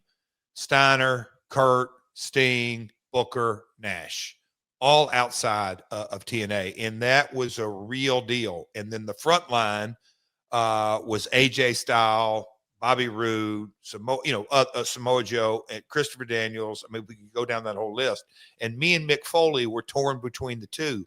And so we did a lot of storytelling, and that is, to me, what was why we were doing almost 2 million viewers a week consistently. And the show would start at a number, and we would do 8 segments, and lots of times seg 8 was the highest because we would build it. I give Kurt a ton of credit. Mick Foley, he made me so much better as the founder character, but because of we were torn between, we knew the young guys needed to be having the light shined on, and the old guys, a lot of respect, but we were playing this out. But AJ was the leading actor, if you will, and there was some dialogue and content that was given to AJ, and Russo was producing quite a bit of it. There was a bunch of guys. But I would watch that, and we would come back and do some stuff in the studio, or I would watch back a pre-tape on set, and I would just go, damn, AJ has come a long way, man. That shit was, just real, authentic, timing, emotional, didn't say too much, didn't feel nervous. It felt just flowing. And to me, that 2009 year is when, okay, you said it like a well-rounded, but I'm just like, okay, here we go. I mean, he was the leading protagonist on that side. It was AJ against Kurt, and you just kind of line it up. It was, to me, really good TV, and that was the era when AJ took his game to another level and really never looked back, in my opinion. I think the Claire and all that, it does kind of get a bad rep at times, and this and that, and the Nature Boy deal. Like, AJ survived a lot of stuff and a lot of, I'll call it, in my opinion, crappy creative, but that's the mark of a great performer. Take something that's average and make it better. AJ could do that. Well said, because let's not pretend that Cody and Roman and John Cena and every other top guy didn't have a fair share of kind of creative as well. It comes with the territory. Creative is so damn hard. And when it's bad, creative gets blamed. When it's good, the talent gets the credit. So you've got to be good for creative to be good. And AJ took the we'll call it the frontline main event mafia story. He took it and made it better. Man, him and Kurt had some freaking unbelievable segments because it was real. Anyway, I could go in a rabbit hole, but Nash and Booker. Nash, arguably in the most famous, well-known storyline, however you want to cachet it, the NWO storyline changed so many things, and Nash was front and center on that. Booker had a massive role in the WWE, WCW transition. Sting goes without saying, the face of a company for 15, 20 years. Kurt, I mean, Scott, former world champion, just all that. And then AJ on the other side of the ring, and the people, because he was their guy since day one. It was good stuff. Speaking of good stuff, now that we're finished with number 5, here's who comes in at number 4 on Jeff's list of the top 5 in-ring opponents of his career. Kurt Angle lands in the number 4 spot. And it took a few years in TNA for Kurt to cross paths with you. Was that something that you knew, hey, let's make him wait for it, we'll get there? Because it feels like as soon as he's in the company, you'd be wringing your hands like, oh, I can do something with this guy. Tell me about Kurt at number 4. Remember, my personal life going on in 06, 07 was a challenge, to say the least. My professional life. We're talking about Jill there, just so everybody knows. Oh yeah.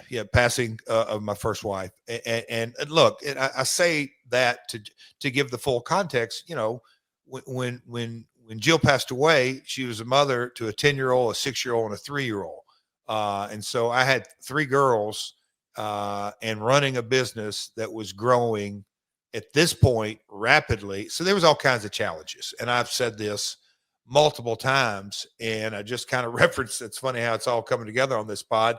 I'd referenced that phone call I'd had with Bob Carter, and I said, Bob, this is our guy. Total nonstop action. That's Kurt. He's a wrestling machine. That's Kurt. He can talk. He can work. He can do all of this kind of stuff. And so in my mind, we were at a point, you can offer a guy a 7-figure deal. He's going to come in and do everything. I got to take my talent hat completely off, and the proof is kind of in this. Now, did I think I was going to be done wrestling? No, but I certainly was long gone out. And then, with the sickness of Jill and all that kind of stuff. But anyway, it was Jeff way out and Kurt in, and just let it roll. And as time kind of built on, Dutch and Russo were the ones that said, hey man, there is a story here. And that's when we ended up having the Charlotte, that pay-per-view match over in Charlotte. That was the first deal. But man, that match and that setup and that build was intense. And then in 2010, when we had that year Angle, that's another thing. Like a Larry Bird, I know I'm dating myself, but you kind of look at folks that get on a field or a court or in a ring. That are you going to be selfish and make yourself look good at the expense of others? Or are you going to be the guy that not only raises your game, but everybody you're in the ring with, you're going to raise them to another level? When Kurt was on, he did that maybe better than anybody. He certainly took a Jeff Jarrett at this stage, 40, what was I? Right at, late 30s, early 40s. He just, to me, the timing, everything he knew how to put together was just, to me, at another level. Our intensity. So yeah, I just think, look, it goes without saying, Olympic gold medalist, the baby brother of 4 or 5 badasses that helped make him who he was today. He doesn't have a first or second or a third or a fourth or really even a 5th gear. I mean, he's right into high gear.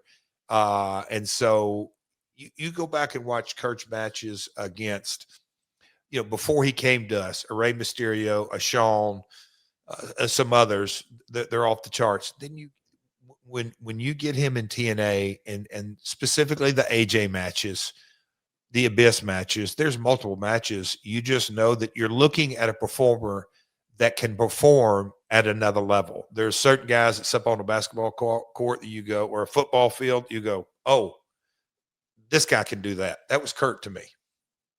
Did he have an equal physically that you ran across? Like, I'm not saying that you didn't run across guys who were maybe stronger or guys who were faster, but I just mean as far as being an athlete, one of the things that always stood out to me about Kurt is when he talked about when he was training for the Olympics, he would train to the point of failure, and that's when he would really start training. When his body had completely given up, that's when he would really start getting serious. And that's such a foreign concept to most people. Like, if you train to failure, it's like, well, in theory, that should be it. That's when he would say he did his most growth on the other side of that failure. Like physically, did you ever share the ring with anybody who was capable of doing what Kurt was? When you're talking about start training when you fail, there's Becky Hammond's a basketball player, and I've heard stories about her training. I mean, really doubling down, and she's a coach, executive, all that. But that was she would train herself to be able to shoot the ball when she was completely gassed. You know, when I think of different athletes that I've been in the ring with, and we've talked about Mongo's just ridiculously great strength, but you wouldn't put him in that level. But his athleticism was in strength was on another level. I was just talking to a guy at the boat dock yesterday. The one thing he mentioned to me, and we didn't talk for long, was, "Hey, dude, did you see Brock Saturday night? How old is that guy? He's gotten, you know," just talking about the physical specimen and everything that goes with it. But to me, a young Scott Steiner, not when he got past 260, 270, 280. I'm talking about Scott Steiner, 1988, 89, 90. Fast as hell, but he hadn't developed as the performer Right. that Kurt has. That's why Kurt, you know, and that story, that the reality is he told WWE no the first time coming off that, and then, you know, him the fast track, and he did Memphis, but before, you know, he did the Dory camps, and then it all came together.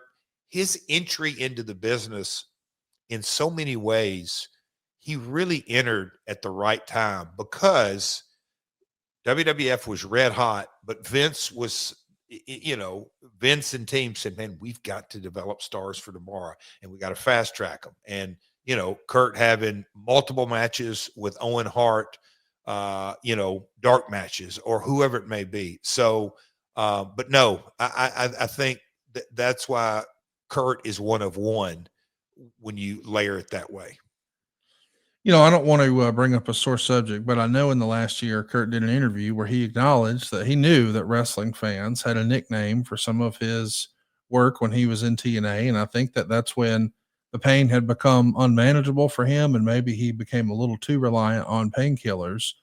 But a lot of fans who maybe didn't understand the context of what they were saying, that, hey, that's hurtful and that's a dark spot in his life. And he didn't like to be reminded of that. And I'm very appreciative that he was able to be open and honest and vulnerable about that, because I think that's the only way that we get better is to just talk about those sort of things. But I say all that to say, do you think he would have been? I mean, he looked like Superman and he probably felt like Superman, but would it have been possible? Because I mean, his injuries for a normal person, man, they may have signed up for disability, and now he's out here doing the unthinkable.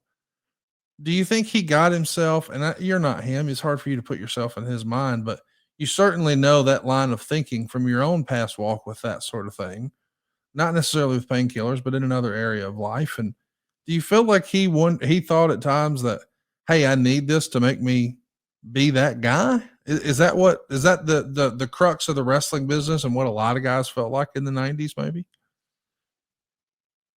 I'm not sure that I completely understand your question, but I'm going to say this: that the disease of addiction, uh, I'm I know it well.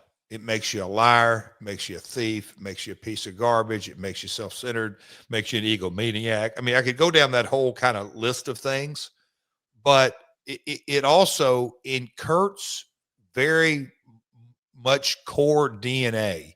I'll say this: it's my understanding he didn't drink or take a pill before he got into the wrestling business. So he became a gold medalist without pain.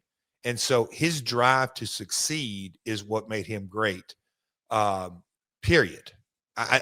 We can throw pain pills in and out of there, and maybe he, you know, took some pills before matches, or you know, the story about the Brock Iron Man match and all that kind of stuff. But at the end of the day, I think that's a slice of that. But in Kurt's DNA, he is a crazy, incredible athlete. But his drive to be the absolute best, and I'll say this: his confidence also helped him succeed through life. He true, whether he was or wasn't, he believed that he was the very best in the world when he was doing it week in and week out. If he believed that, that's all that mattered. It doesn't care what the critics said. It's the old FDR quote. It's not the critic that counts. It's the man in the arena. And that's what Kurt really doubled down on and focused on. And so I think he would have been the same performer with or without, maybe even a little better. That's hard to say, but no, I think that's his drive is what made him so good. I just think, respectfully, by the time he's wrestling you in TNA, I think he'd broken his neck 3 times. And so the idea that you go out there with, at this point, a chronic neck injury that is never going to really totally get back to normal, whatever that means. There has to be a reliance if you're going to deliver those type of performances. Now, I mean, I shouldn't say there has to be. In my dumb hillbilly mind, it's like, man, how can you do all of that unless you have a little help? And I think at that point it becomes a double-edged sword. Like, on the one hand, hey, you don't want anybody to have to do that. But because he did it, man, we got some of the greatest matches of all time. And I hate that for him, because I know that, based on, again, I haven't had a personal conversation with him, but I read the interview and I saw the interview where he acknowledged that, fans really like that version of his career and that time period where he was sort of going through it. But now it's like a black cloud for him, even though it created so many fantastic in-ring moments, is what I'm trying to sort of tie together there. In my mind, and look, this is just my subjective opinion. He succeeded to a level that is very hard to attain in spite of the disease of addiction. I truly believe that. In my own personal case, I think about how I survived, by the grace of God, the disease. But before I got really in that dark hole, the burning the candle at both ends with 3 girls and a business, and dealing with Dallas, and dealing with life, and dealing with work, and then my in-ring, and then dealing with 30 or 40 wrestlers, and then dealing with marketing and legal and finance and digital and production and on and on and on. If I would have put the bottle down then, how much more productive would I have been? That's what the disease does. It just kind of fools you. So I think Kurt, in so many ways, succeeded to the highest of levels in spite of that damn disease. Let's take a time out right now and talk about our friends at Legal Buddy. Life happens fast. 1 minute you're driving home from work, the next you see flashing lights in your rearview mirror. Your heart skips, your hands tighten on the wheel, and you start asking yourself, what do I do now? That's when you need someone on your side. And with the Legal Buddy app, you can connect with a local attorney in seconds, not hours, not days, but right when you need it. That's whether it's a DUI, a car accident, a criminal charge, or even just a traffic ticket. The Legal Buddy app puts real legal support right in your pocket. Imagine having an attorney on call, ready to guide you through some of life's most stressful moments. Now, this isn't a call center. There's no waiting game. It's direct access to a lawyer who understands your situation and your community, and one who can step in right away. Think about it. When trouble knocks, do you want to face it alone, or would you rather have the confidence of knowing a professional is already on your side? That's the peace of mind that Legal Buddy gives you. And here's how easy it is. Just go download the Legal Buddy app at legalbuddyapp.com. Register today and use the referral code LEGAL for your chance to win a $250 Amazon gift card. Life is unpredictable. Accidents happen, tickets happen, mistakes happen. But when they do, you don't have to go through it all alone. The Legal Buddy app, always on your side. Download the app today and enter our referral code LEGAL. Jeff, let's get to our next spot here on your top 5 in-ring opponents. Coming in at number 3, well, who else but the nature boy himself, Ric Flair. Why does Ric Flair land at number 3 on your list, Jeff? And I've had before last match, because that, in so many ways, and it kind of amazes me, Conrad. Well, look, we won't get completely into this, but it kind of feels like we're just chopping it up, chatting it up here. But we talked about it right after it happened, maybe a year after it happened. it really is two audiences, whether you were there live. No, three. Whether you were there live, whether you watched it online, or you weren't there and want to comment about it.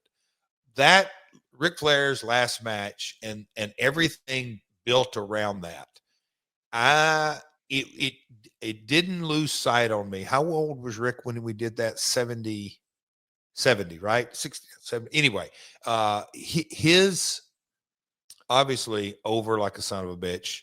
The pomp and circumstance that went with it, but his aura in the ring at that stage of his career was incredible.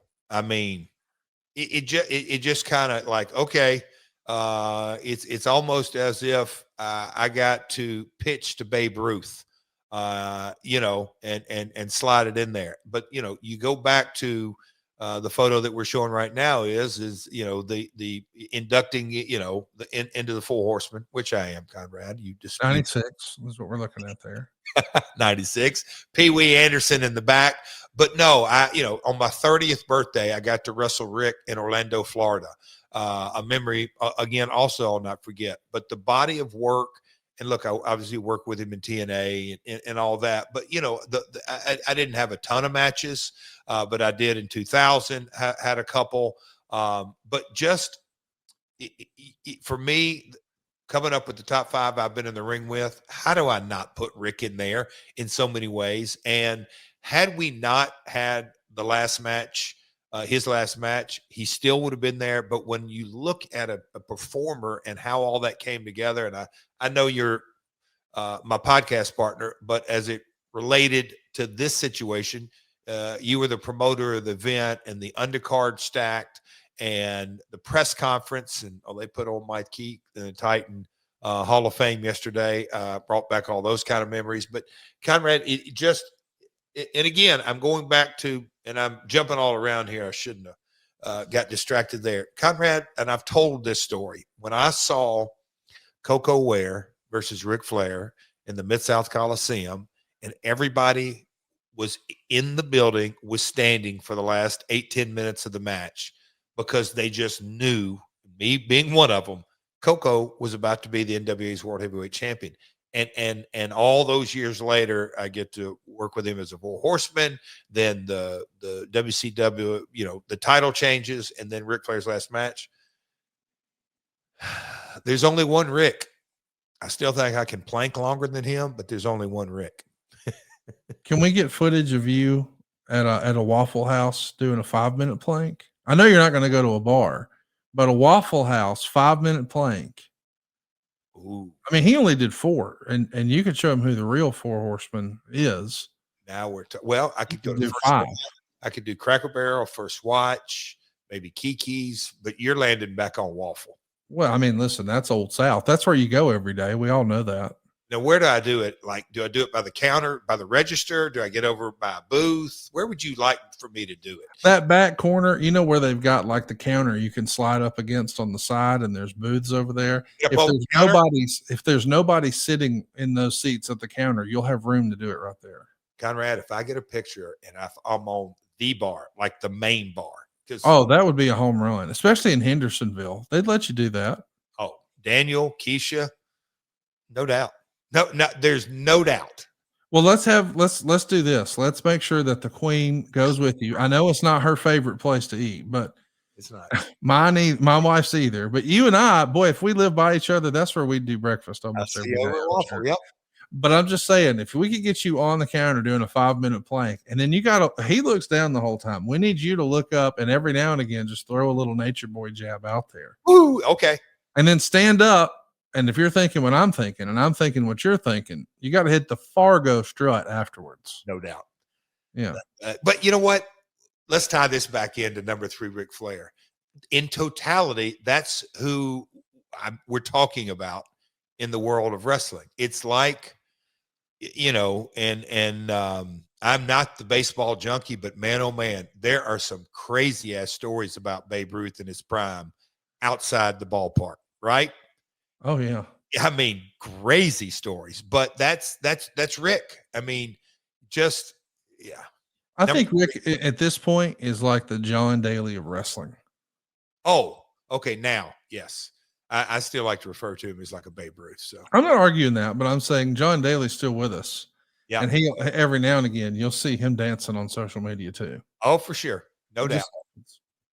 Somebody else I know you have a lot of respect for comes in at number 2 on your all-time list. It's Jerry the King Lawler. Tell me about it, Jeff. You know, Connie, this is something that, because the top 5 I've been in the ring with, look, you know, the nostalgia part of the podcast, but I really thought long and hard, because today's world in ring, like, what does it mean? Are we talking about buy rates?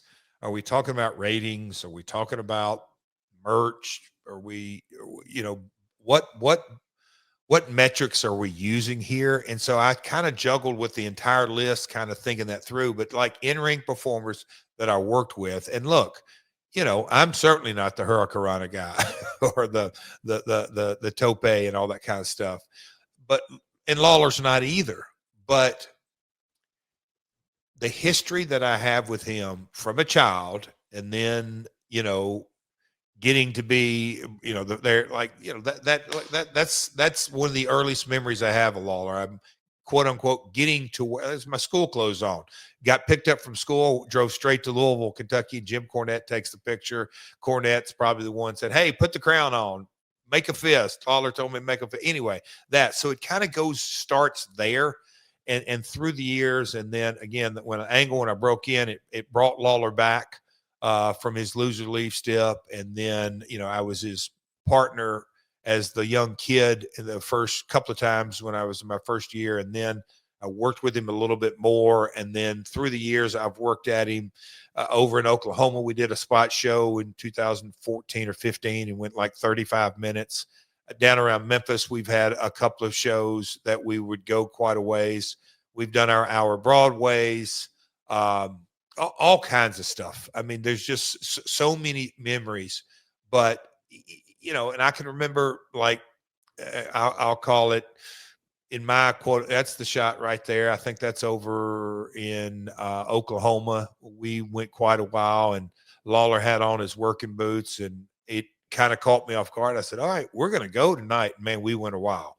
But Lawler walking out in, and I'm not going to say just Memphis, Louisville, and Evansville, but in the territory, you go to a spot show that's red hot, and you may have, you know, whatever, 1,000, 1,200 people jam packed in a high school gym. And, you know, first match, babyface walks through the curtain. They get the girls screaming and a big pop. And, you know, there may be a guy on second or third that has some TV time to get a reaction.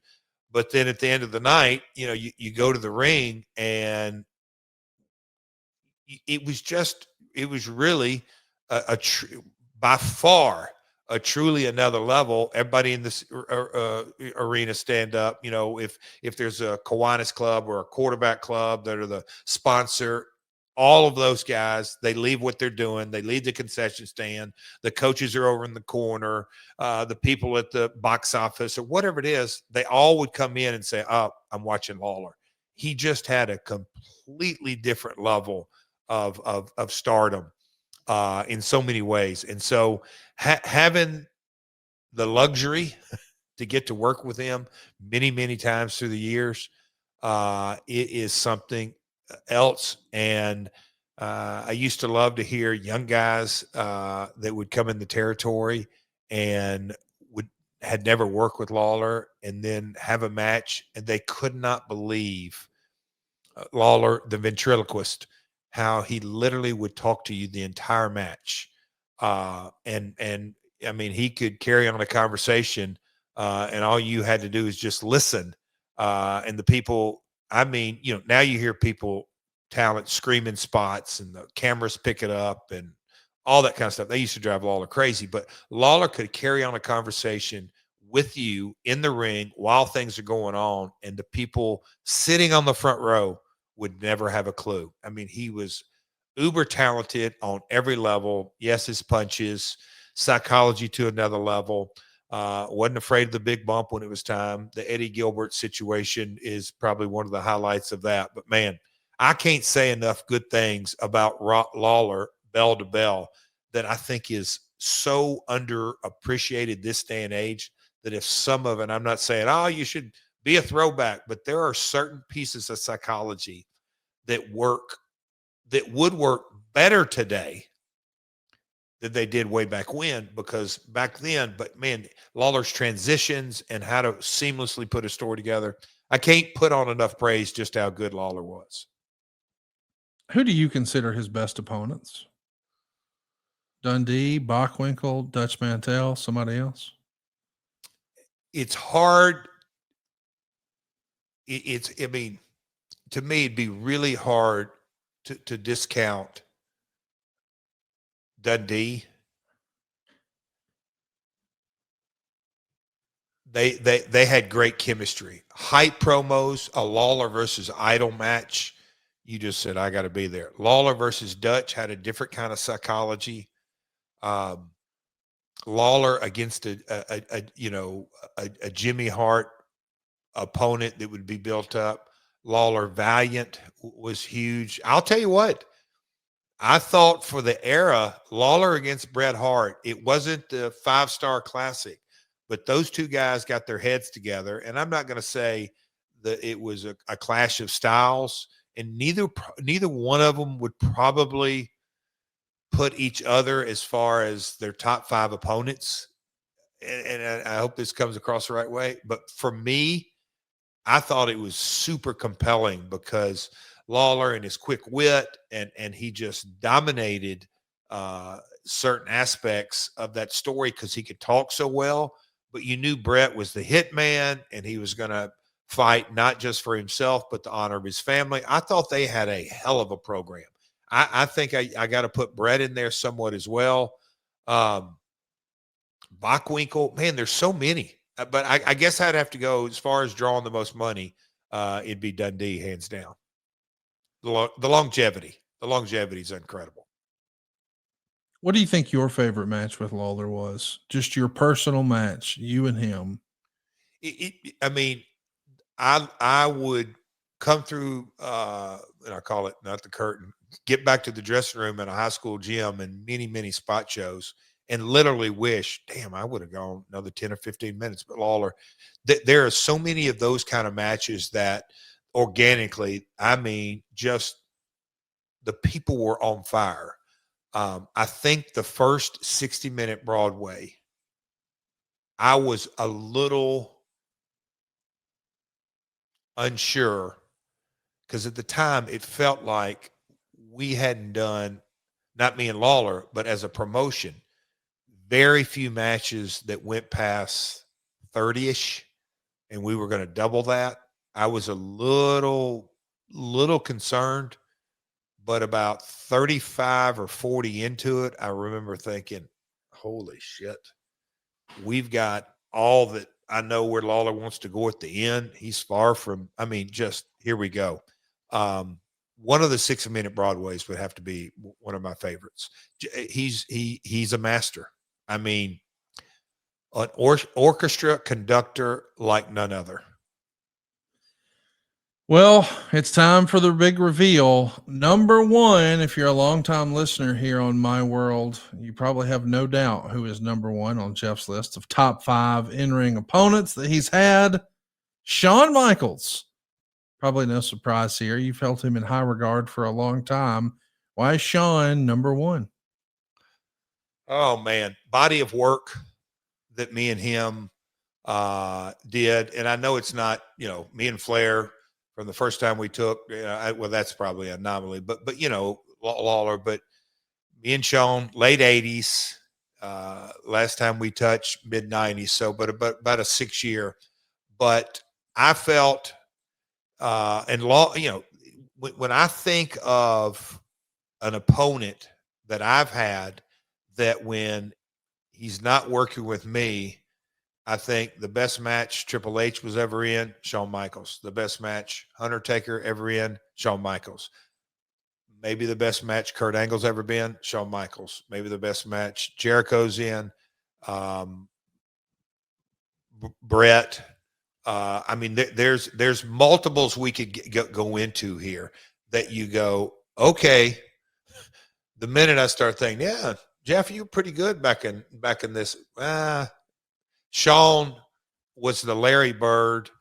That's the comment that no, I didn't call him Larry Bird. I called him the Michael Jordan of professional wrestling. Because when you look at Michael and all his accolades, he's the only guy, was an MVP and that's done it. He did it 4 times and all this. But when you really look at the greatness of MJ, is that he won in a team sport 6 straight titles, 3, then he left for 2 years and came back being off. It's unbelievable. People don't know how radical of a fundamental change. You take off 2 years and then insert the one guy essentially back in the lineup, and then they go through the grueling NBA playoffs. He makes everybody better, exponentially better. Bird did that. You can look at Bird the first year he got really hurt and he was off the entire season. I think it was a 45 win game swing. They lost 45 more. It's a crazy stat. I don't know exactly what it is, but Shawn's ability with not just me, with everybody, to have not good, not great, but possibly the very best performance you've ever had.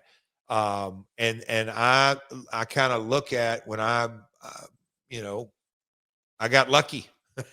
I got lucky. 95, Shawn maybe being in his athletic prime. I think I was maybe in my athletic prime. We didn't have much of a build up for that IC title match. And it was kind of in a different era and a transition and on it in your house. But they had come off of Diesel and Backlund as a champion. The whole company was in a transition and they were going with Shawn was a heel and let's get him babyface. There were so many kind of factors that behind the scenes, and I'm dealing with Road Dogg and he's failing the test, drug test and creative. And in my opinion, Vince wanted to rush the music thing, all kinds of factors that were kind of not working for any of us. But, me and Shawn get the opportunity to go out on a 2-hour pay-per-view and I sang for 15 and got to have a 20, 25, 30-minute match. And so upwards of almost an hour of a 2-hour show. It was a really, really one of my career highlights, but his ability, and I've talked about here on Shawn taught me so many things in the early days, how to work a 10-minute Broadway that had a completely different psychology that you can move out. When I first got to WWF 93, we were tag partners on that. He taught me a lot of things as I was working with Scott Razor. And then when we teamed up, me and him against Kevin and Scott, and then Road Dogg in the mix and all kinds of things. And so there's nothing Shawn couldn't do as an in-ring performer in so many ways. And I just, when I really sat back and look at who's the GOAT that I've been in the ring with, Kurt's great, Lawler's great, Flair's great, AJ's phenomenal, but there's only one Shawn. Well, there you go. Those are Jeff's picks for his top 5 all-time in-ring opponents. Now, that's what Jeff thought. He was in the ring with them, but who are your favorite top 5 Jeff Jarrett opponents? We want to hear that below. We want a fan perspective. Who do you think Jeff had his best matches with? Let us know below. And we actually have a suggestion here. Maddie, he listed his favorite Jeff opponents coming in at number 5, China.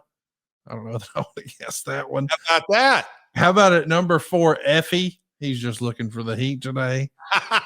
Raven at number 3, and then Angle and Sting. I know we even saw a comment that said, "Hey, how is Bryan Danielson not on the list here?" I guess you really only had one match with him, right? Yeah, one single. I mean, he there's no doubt if we do other top 5s and I take me out of the equation, I'm just looking across the board. Right. I'd have to really think it through, but yeah, he's as far as the best in-ring performers there. Yeah. I'm probably giving away one of the 5 or one of the 10 that will eventually get to the list. He's in there. I just I didn't want to put him in that list. I've only been in there one time. I don't know. Maybe that's my OCD. Maddie, who's with us here live, wants to know: will we see Jeff Jarrett and Shawn Michaels in Saudi Arabia in a couple of years? I'm ready. Shawn, no, God almighty. I love you. Maddie, you're feeling good today, wrestling pedigree. SaveWithConrad.com. My name's Daryl. Came from Massachusetts and I moved to Wisconsin.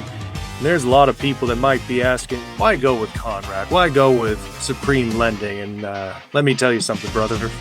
I think about the credentials, the tag team partner that I'd be working with. First of all, we got the Podfather himself, Conrad. How can you go wrong with that? And then also go on to SaveWithEric.com, which, you know, who else could have kicked Vince's ass for 83 consecutive weeks? You can't beat that duo right there. But they did bring a secret weapon, and I didn't realize this because this was not advertised. I worked closely with Larry the Axe Thompson. And let me tell you, with all the stress with moving across the country with a large family that I have, it was reassuring to know that I had the enforcer at my back, handling questions from the other side of sellers, the other side with trying to find the right prices. He took care of all that. All I had to do was keep my eye on the prize and make it there to Wisconsin. They were absolutely fantastic. They checked in on me, especially Francis, very patient with me. I don't go through this process all the time, so I trusted the experts. I was able to call them. They called me if they had questions, and it felt like it was a personal arrangement. There was even a point in which, from the seller side, they wanted something else that wasn't part of the norm. Francis straight up told me, hey, we're loyal to you. We'll do whatever you want to do, and we'll make sure that you guys are taken care of. They came through. I made it to the dream. I'm the champion of my own destiny here. They were able to help pave the way for me and my family. I couldn't be more happy with the results. I went from having less than an acre to now 20 acres worth of land. They made that dream a reality. I'm Daryl, and I'm living in Friendship, Wisconsin, in my dream home, thanks to SaveWithConrad.com. NMLS number 2129, Equal Housing Lender. SaveWithConrad.com. Hey, we want to give a quick shout out to our YouTube comment of the week.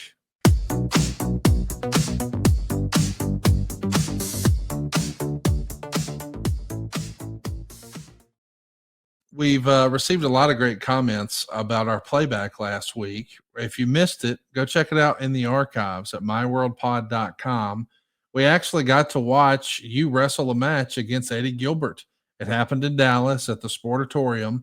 Originally, it was going to be a pilot for the new Mysterious Benefactors Global, I guess. But what wound up happening is it was on USWA syndicated TV. But this one comment from Patterson of Life 1211 over on YouTube stood out. He said, I was at that Jasper show. This episode has brought back so many memories. Even ran the roads a few times with Doug in my car. Eddie will always be young. I remember when I got the call that Eddie had died, it was so sad. Great seeing him in action again.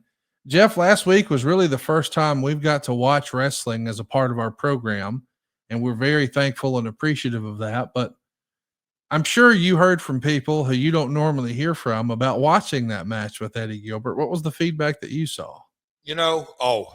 Well, some of it I can share, some of it no.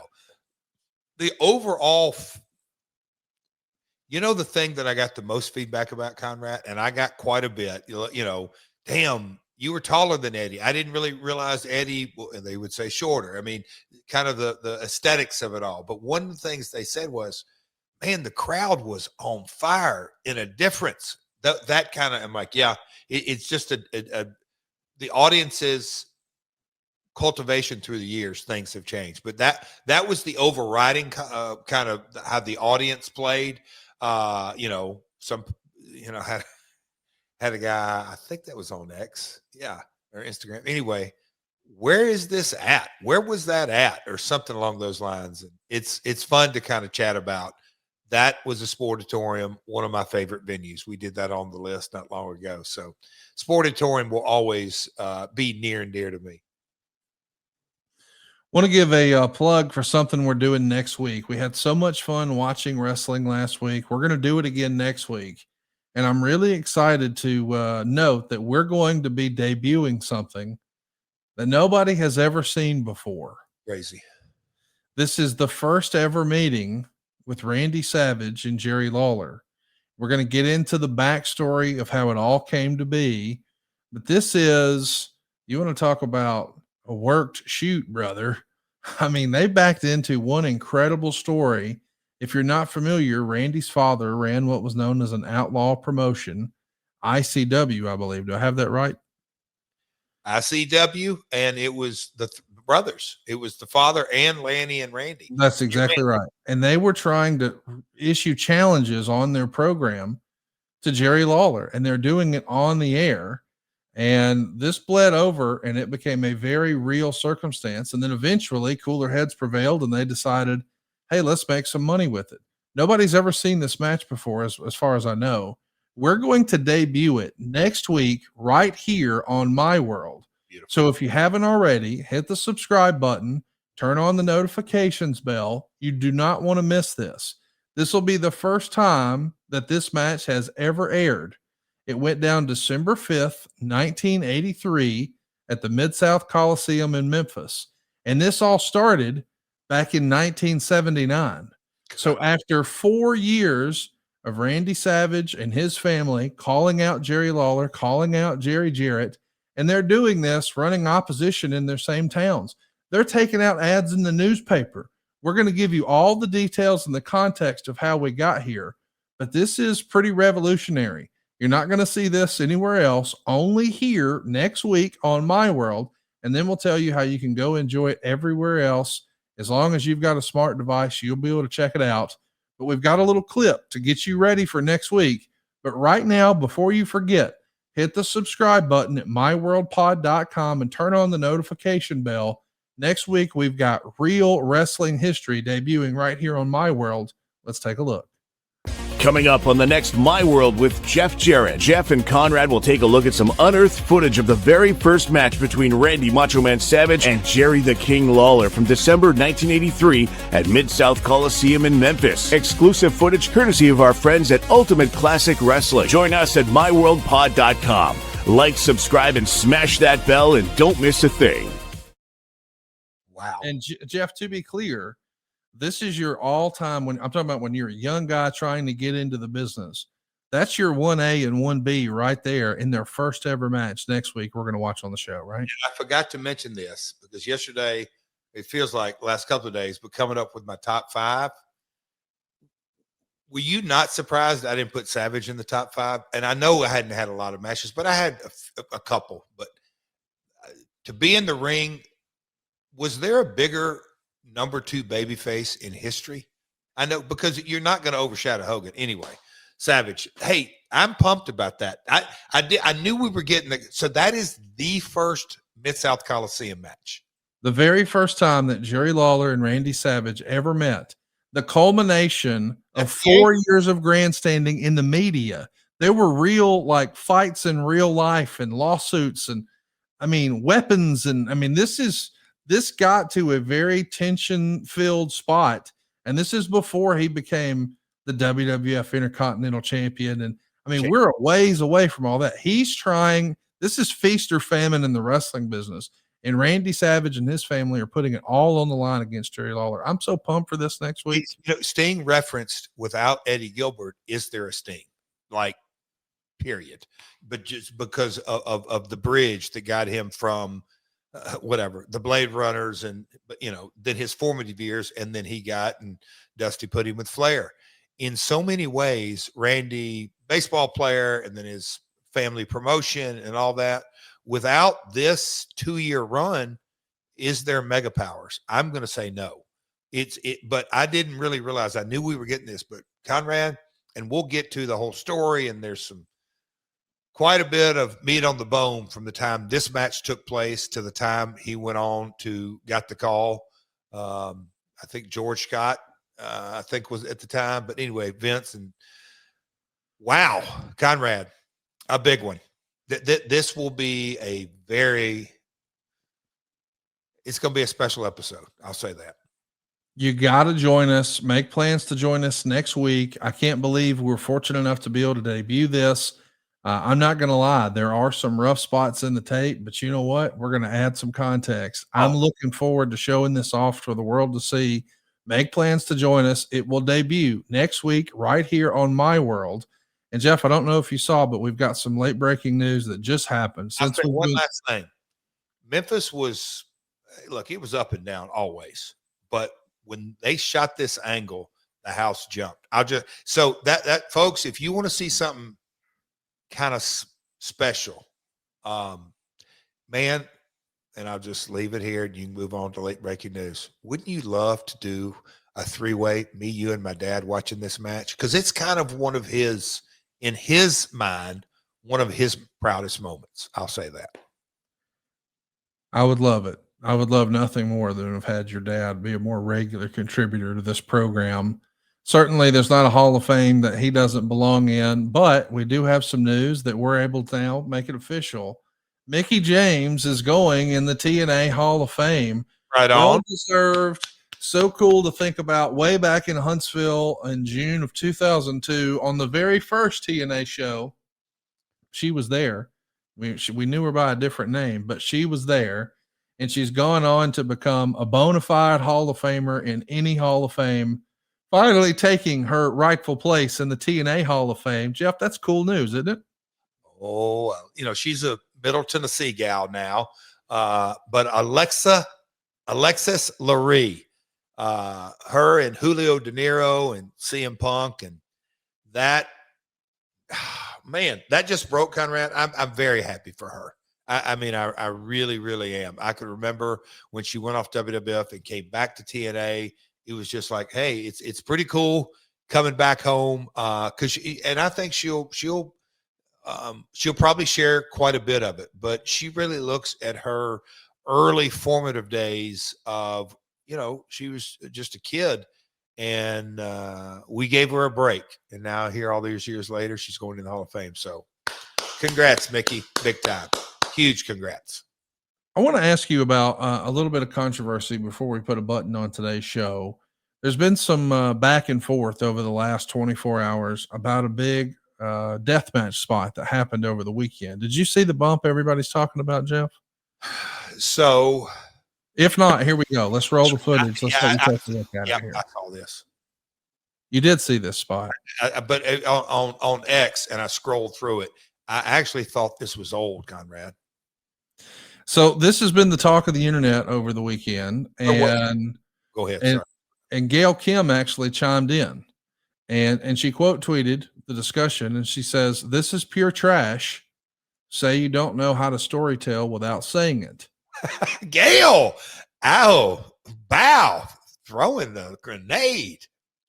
Well, there was a lot of people who took issue with that, and we've got some of those comments here that Silva's got ready for us, including Brett Lauderdale, who is the owner and promoter of Game Changer Wrestling, who said this scene is part of a documentary produced by A24 telling the stories of little-known deathmatch fighters from around the world. It will premiere at prestigious film festivals around the world. Bookmark this. Now I dare anyone to name one memorable Gail Kim match. Oh, Brett, apologies. I can name one. Her against Awesome Kong. But, man, it's wrestling. We're going to throw jabs either way. Wow. So was that a GCW show? I don't know any of the information. I just know she's anti deathmatch wrestling. That was clear. Yeah. But where do you weigh in on this? Let's see it again, because if you'll roll it,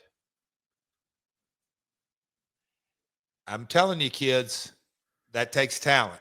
And the reason I say that is they came off, they both turned, both went through the table, went through all that at the same time.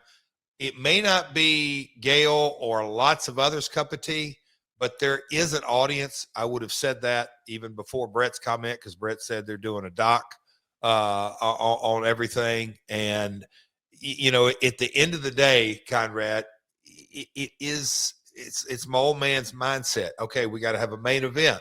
We need to have a semi-main. We need to have a little something here, a little something here. You got to have it completely well-rounded. And now with promotions, you got to find your niche. Boy, oh boy. I'm curious to hear what Gail's comeback is. Well, she's got one. Here it is. Wait, already? Oh, okay, Brett, let's have a match and I'll show you memorable. I'll add it to the list of my other ones. Boom. Yes, emoji. Book it. Book it. Book it. I don't know. What do the kids say these days? I hate it when mommy and daddy fight. Like, I'll admit, once upon a time, I was big time into deathmatch wrestling. I thought it was a fun subculture. I was in the building when somebody got hurt pretty badly, and it changed my opinion about it. Ooh. I can't enjoy it the same way anymore. Can you share that or no? Yeah, sure. It was Starcast in Chicago, and GCW was running. You told me an event, and there was I think there was a light tube on going through a garage, not a garage, but a ladder. And as a wrestler who used the name G-Raver came down, it sliced him on his underarm pretty bad. I mean, he was bleeding. It was this very serious cut. And there was speculation that he may have nerve damage. And I don't know G-Raver, never met him, couldn't pick him out of a lineup, but I know the mood in that. I was drinking some Miller Lights and enjoying my time and having a good time. And man, just like that, it all changed. Yeah. And it became very serious where guys were wondering, can we get an ambulance here? Is it faster to take him by car? Who can get him out of here? There was real panic. And it sort of took me out of my suspension of disbelief and really hit me in the face with the reality of, oh, someone's been seriously hurt. And then the next day, before the big AEW pay-per-view, they had already set up a GoFundMe because I think in real life, G-Raver was a tattoo artist and he was concerned he may have nerve damage. And if you can't feel your fingers, you can't tattoo. And it's like, oh gosh, I never thought about the repercussions of this. In my head, guys are going to get some gig marks on their forehead and they're going to get some stupid looking scars in their back, but everybody lives to fight another day. But when there was a real medical emergency, it was like, oh no. And I don't pretend to think that never happens in regular wrestling either. But in that moment, it felt like we as an audience and maybe them as a promotion or as a building, we were ill prepared that something like this might happen. Now, thankfully, I think G-Raver made a recovery, and I know I think he made news for other reasons that weren't so positive later. I don't know all the details. I just know I had my Miller Lite buzz with my buddies, and we're all having a good time. And then it was like, oh no, something bad happened. And I felt ill-equipped to help. I'm over here drinking beer, enjoying myself. And I wanted to be like, hey, I should be helping this guy. He's in a bad way. And it was just, it made me rethink my love of deathmatch wrestling. Yeah. It's niche. I've never not liked it, but I'm more of a bottom line guy. And I think it limits your audience. It's not for everybody, but, I would assume both those guys are okay. And so, mission accomplished, and they're on with their documentary. Yeah, I mean, to be clear, I'm not saying like I enjoyed this past weekend's performance with MJF and Mark Briscoe, and they did tables and thumbtacks. So I'm not totally against it, and I don't think there's a double standard. And I'm a huge GCW fan, and I think there's a lot of people who just paint GCW unfairly with it's all deathmatch wrestling. And I know once upon a time, before you actually went and saw the shows, you may have even believed that too, Jeff. But then when you get there and you realize, oh, wait a minute, this isn't that. Yes, they do have a match or two maybe like that, but the rest of the card is not that way, right, Jeff? Same as ECW. Like people, no, wait a minute, Guerrero. I mean, we could give a list of crazy good wrestling. So Jerry Lynn, my man, is getting some TV time. ECW. Anyway, yes, it is. It's only a slice of GCW. Pardon the pun. Pardon the pun. Well, listen, we had a good time hanging out, talking about wrestling this week. But, Jeff, I can't tell you how excited I am. Next week, we're going to debut footage that you've never seen before. We want you to join us. We're going to tell you how you can see more of this great content as well. But we may have a guest on to talk about the historical significance. We're going to have some news and notes about how this real-life feud between ICW and the Poffos versus the Jarretts and the Lawlers really came to be, and then we'll watch the footage to blow it off. It's going to be a lot of fun, and it's happening right here on My World. Hit the subscribe button, turn on your notifications bell, and tell a friend of this old, obscure wrestling footage. Tell a friend of Jerry Lawler. Tell a friend or a fan who you know loves Randy Savage. if you've got Randy Savage or Macho Man or 1980s WWF or old Memphis buddies, or somebody's a super fan of Jerry Lawler, you don't want to miss what we're going to show next week. I'm pumped, man. Me too. A lot of fun. I'm sure research will be, me and you will come up with kind of great back and forth.